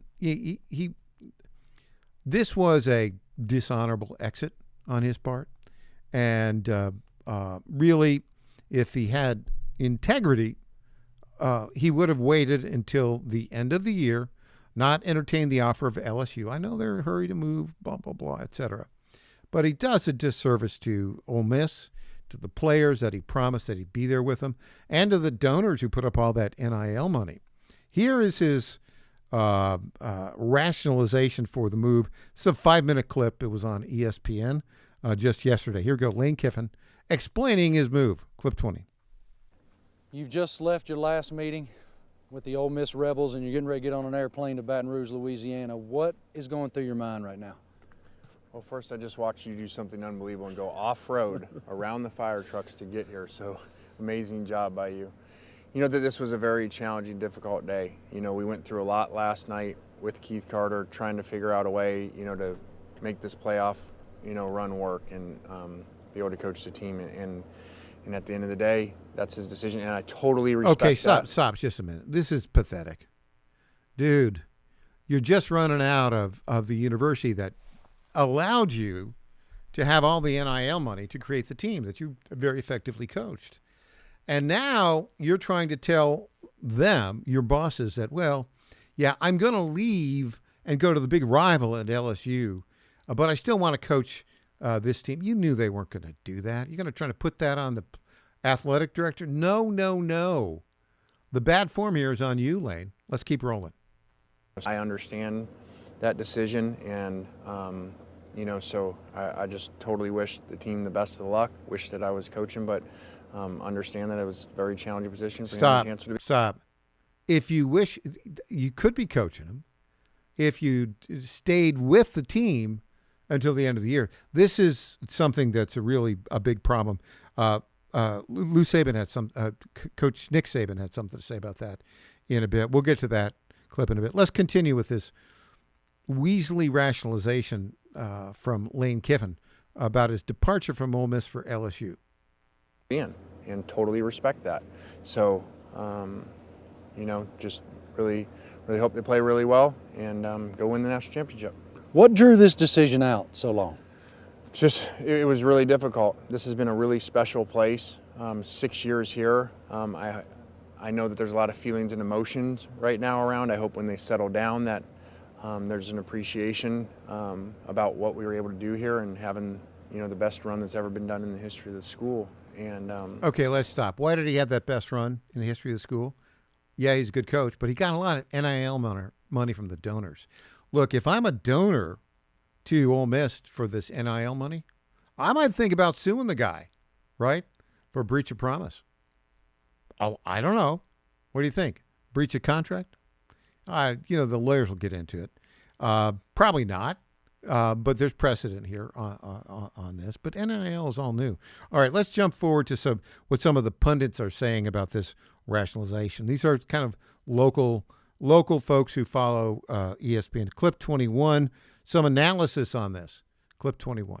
He can become at LSU what Nick was at Alabama. In his mind, I can go to LSU and make a serious run now that I'm in a place personally where I'm seeing things clearer than I ever have before. I'm healthier. I'm like committed. Everything's in a row. I can now go there and chase what Nick created at Alabama. And that absolutely is his mindset. Lane Kiffin needs to prove that he's a championship coach. Everyone knows that he's a good coach. He's a talented coach. He can see ball. He can call ball. He can build programs. But the reality is now with the resources that he has, with as many places as he's been, it's time for him to prove that he can win as championships. The head guy, yep. Okay, yeah. Well, that's the deal. He's not won anything yet, right? They've done well at Ole Miss, but he hasn't won anything yet. Now, so the athletic director wouldn't. Once he made his decision, he said, "Okay, you're gone. Goodbye. Good luck." And they appointed the defensive coordinator, the head coach. Here's how the Ole Miss team reacted when they made that announcement that Pete Golden is going to be their coach. Here we go. But when it came right down to it, we have someone that is a leader of men that can lead you guys. And that man is Pete Golding. Pete Golding.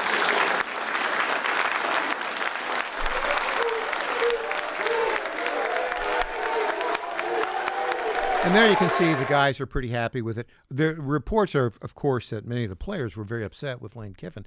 Imagine the promises made to recruit these guys, not just the money, the NIL money, which they get now, but the other promises that were made. Did he promise I'll stay with you for every season? He probably did. I don't know for sure. But Nick Saban, who actually he kind of rescued Lane Kiffin when he got fired from Southern Cal, and brought him in as an offensive analyst. He became the offensive coordinator and then left to be the head coach at Florida. I don't remember if it's Florida International, Florida Atlantic, one of those teams, before he went on to Ole Miss. Here's what Nick Saban had to say about this situation. Clip 23. Well, everybody should be thinking about the players. Everybody should be thinking about the student athletes. What's best for the student athletes? Players should be able to play for his coach for the entire season.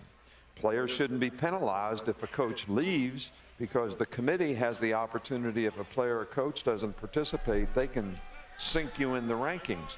So Ole Miss could go down in the rankings, maybe miss a home game. So their players are getting penalized. But we need to take a better approach to the business aspect of what we do in college athletics. In the NFL, you cannot leave your team until you're finished playing. You can't talk to another coach in the regular season. There's a defined time when you can talk to them if they're in the playoffs. That's the way it should be. And we should match the academic calendar with the football calendar, and we shouldn't have an early signing date that conflicts with people wanting to hire an early coach, a portal situation where you got to hire an early coach, fire your coach early. None of this is fair to the players. So if we did all that in May and then had some kind of OTA days or something in the summertime instead of spring practice, we wouldn't have all these issues and players could actually finish the year. So this is not a Lane Kiffin conundrum. This is a college football conundrum that we need some leadership to step up and change the So rules let me on. just Nick Saban, of course, the best college football coach, I guess you could say ever, right? How many championships did he win in Alabama? 5, 6? Big number. But here's the thing. I don't think he's Lane Kiffin, his decision to leave before the end of the season is very bad form. Apparently, the rules and the laws allowed him to do that. But he's also taking with him, the entire offensive coaching staff. I mean, really? Are you kidding me? I mean, what is going to destroy the mechanism for that team to compete in the national championship? I think Saban there was a little bit too nice to his former offensive coordinator, Kiffin. Now, where does this go? What happens next? What are we going to see? We're like right now. I mean, that plane left. I guess it was actually yesterday when that plane left, and there was a big plane with all of his assistants, and they were turning their approach to focus on building LSU into a national champion. Okay, that's what's happening now. What's going to happen in the college football playoffs? I think if you're on the a team that analyzes who's going to be in the 12 that will be selected to compete in these playoffs, the first 4 teams get a bye, and then the other 8 teams each compete to be the semifinal or the quarterfinal 4 that play the 4 top seeded teams. That's kind of how it works. If I'm looking at this and I'm in the selection committee, I'm looking at Ole Miss and saying, okay, they just lost their head coach. They just lost all of their offensive coaching staff, it looks like. What are you going to do, right? What are you going to do with them? Are they going to be as effective? I don't think so. I think you move them down. I don't think you penalize them out of it, but you move them down because they're not going to be the same team without their coaching staff. That's the reality of it. Now, having said all that, what's going to go on with Lane Kiffin? I mean, Lane Kiffin is probably a better coach than Brian Kelly. Brian Kelly, they lured Brian Kelly from Notre Dame, 3.5 years ago? Maybe I forget whether 2.5 years ago. But, and Kelly had a good record, but he didn't bring national championships. There's one expectation for Lane Kiffin, and that is to win a national championship for LSU. And if he doesn't win that, they'll fire him. And so the question is, it's sort of like, the old question about who's going to be the next ex-Mrs. So-and-so, right? There will be, Lane Kiffin has never left an employer in a happy situation.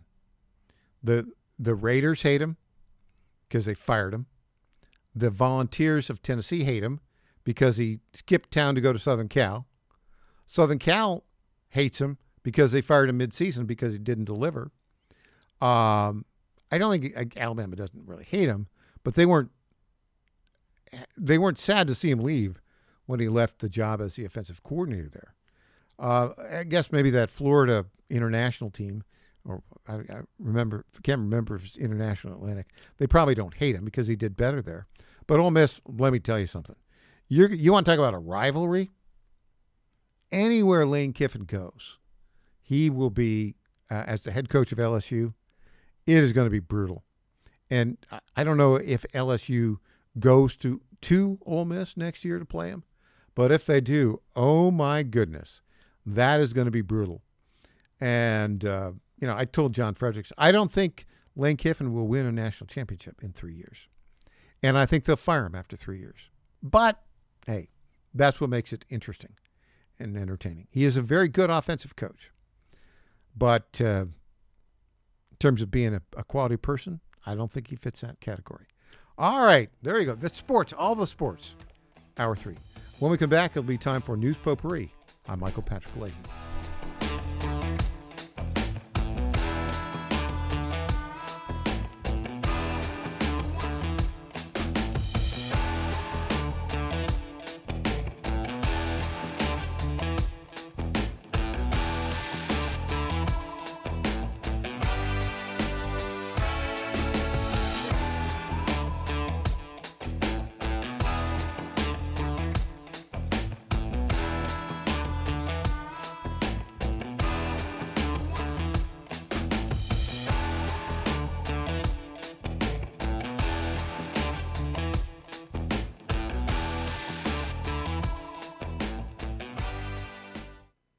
Tom Carmichael, CEO of Soul Tea, a supplement to help you have a healthier heart and stronger cardiovascular system. At Soul Tea, we regularly get emails from our customers telling us how Soul Tea has helped them. Like this one from Kelly. Hello, I'm 58 years old and have had high cholesterol for years. I wanted to stay away from prescription drugs. My husband and I have been using Soul Tea for about 13 months. My results have been amazing. My cholesterol levels went from 291 to 129. I am so impressed with Soul Tea and want to thank you. Now, in my own case, my bad cholesterol dropped from 130 to 89, and that was 20 years ago. I'm 75 years old and I take 0 prescription drugs. To get a great deal on Soul Tea, please go to GodzillaHeart.com, and when you check out, use the code Godzilla to get our best deal, which is 50% off your first shipment and then 3 bottles for the price of 2 thereafter.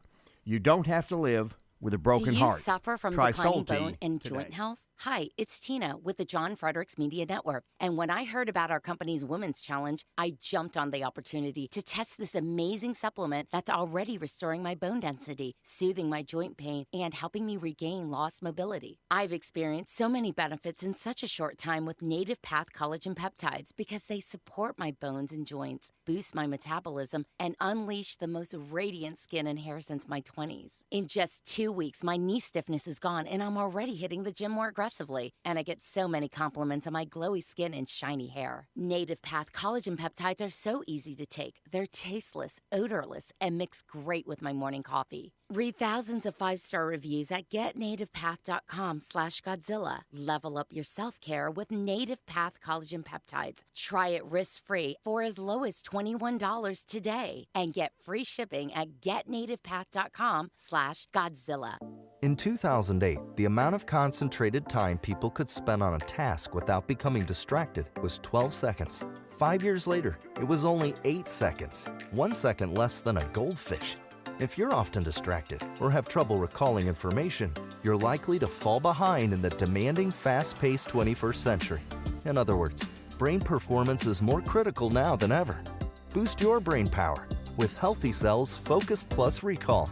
Science-backed nootropics to help you sharpen focus, concentrate longer, enhance recall, improve mental speed, learn rapidly, and be more alert.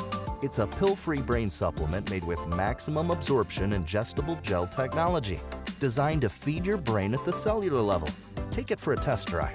Go to healthycell.com and use code GODZILLA for 20% off your first order of Focus Plus Recall. That's healthycell.com, code GODZILLA for 20% off. I'm Matt Van Epps, and I approve this message. Meet woke liberal Afton Bain. This is great. We've got our girl squad, and we're bullying the ICE vehicles and state troopers. So this is like This is a win.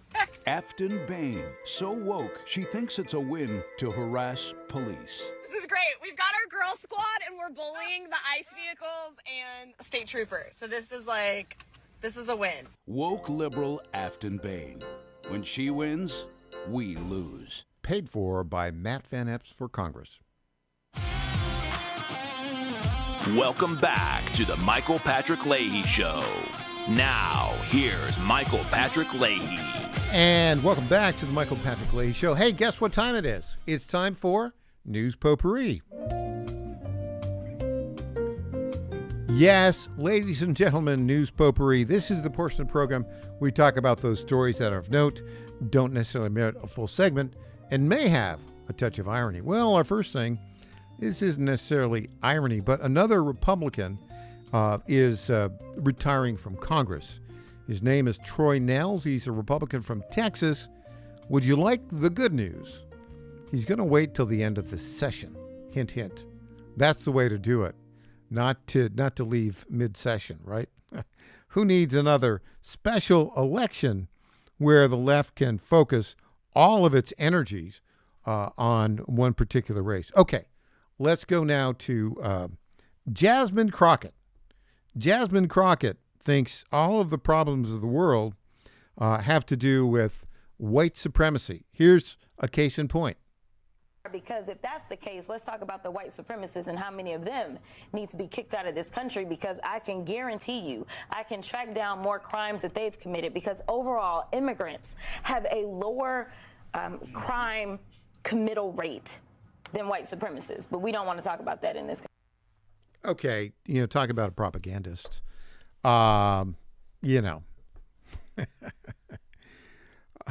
That's their pitch. That's their pitch. It's totally crazy. Now, speaking of crazy, do you know that there are 100,000 Somalis who live in Minneapolis, Minnesota area? And they've ruined the state, but it's more than that. There are now reports that they have been engaged in hundreds of millions of dollars of fraud of federal government money. Yes, indeed. Tim Walz, the crazy guy, the jazz hands governor of Minnesota, who the guy who could have been vice president and a heartbeat away from the presidency, was asked about that on one of the Sunday talk shows. Here's what he had to say. Dozens of people of East African descent have been charged, convicted, and sentenced for stealing more than $1 billion in taxpayer money from government programs during COVID. As you know, Governor, that is more than Minnesota spends each year to run its Department of Corrections. So I want to give you a chance to respond to this.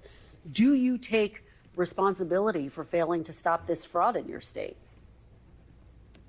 Well, certainly I take responsibility for putting people in jail. Governors don't get to just talk theoretically. We have to solve problems. And I will note, it's not just Somalis. Minnesota is a generous state. Okay, stop. Before we get to that, we'll get to more of this. It's not just Somalis. Yeah, it's like 99% Somalis. Hello there, Tim Walz. So, we got more of that stuff. But I don't even want to play any more of him because he's just so hard to believe, that particular guy. What else do we have going on? This won't surprise you at all. We've got something of note here. There is an article in AP. Did you know college students, they are not in the business of reading news anymore? I don't usually read from Associated Press, but here's a headline from them. Lost generation of news consumers. Survey shows how teenagers dislike the news media. That's not a surprise to me at all. But the story is, this is by David Botter of the Associated Press.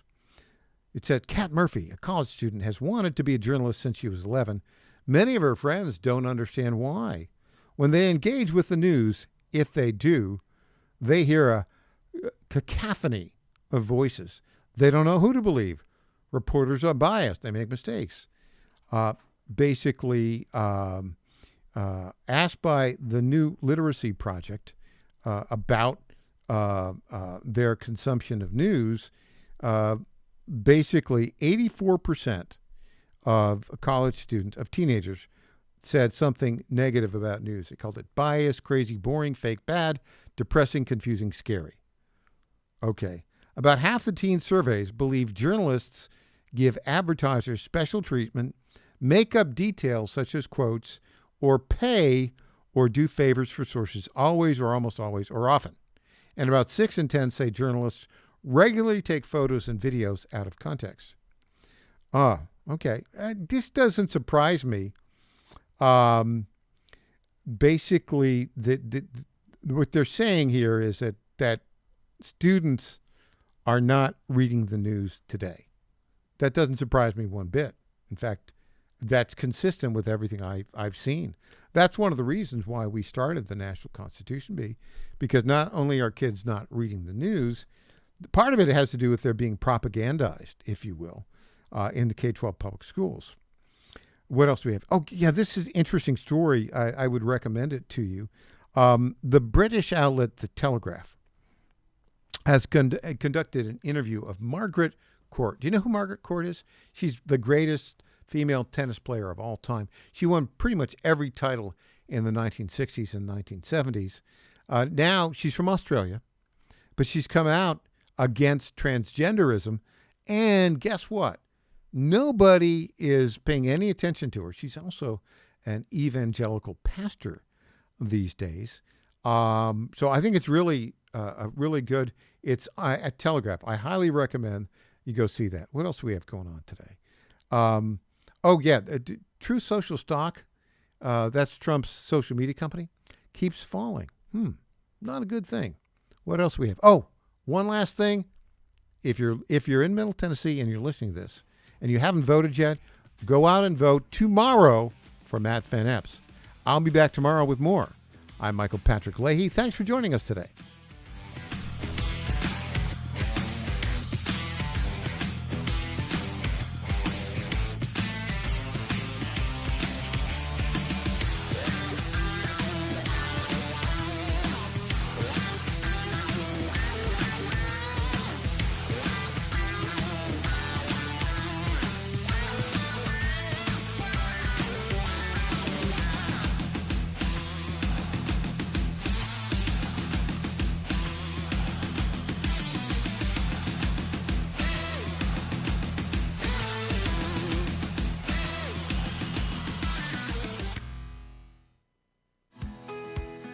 This is State Senator Mark Pody.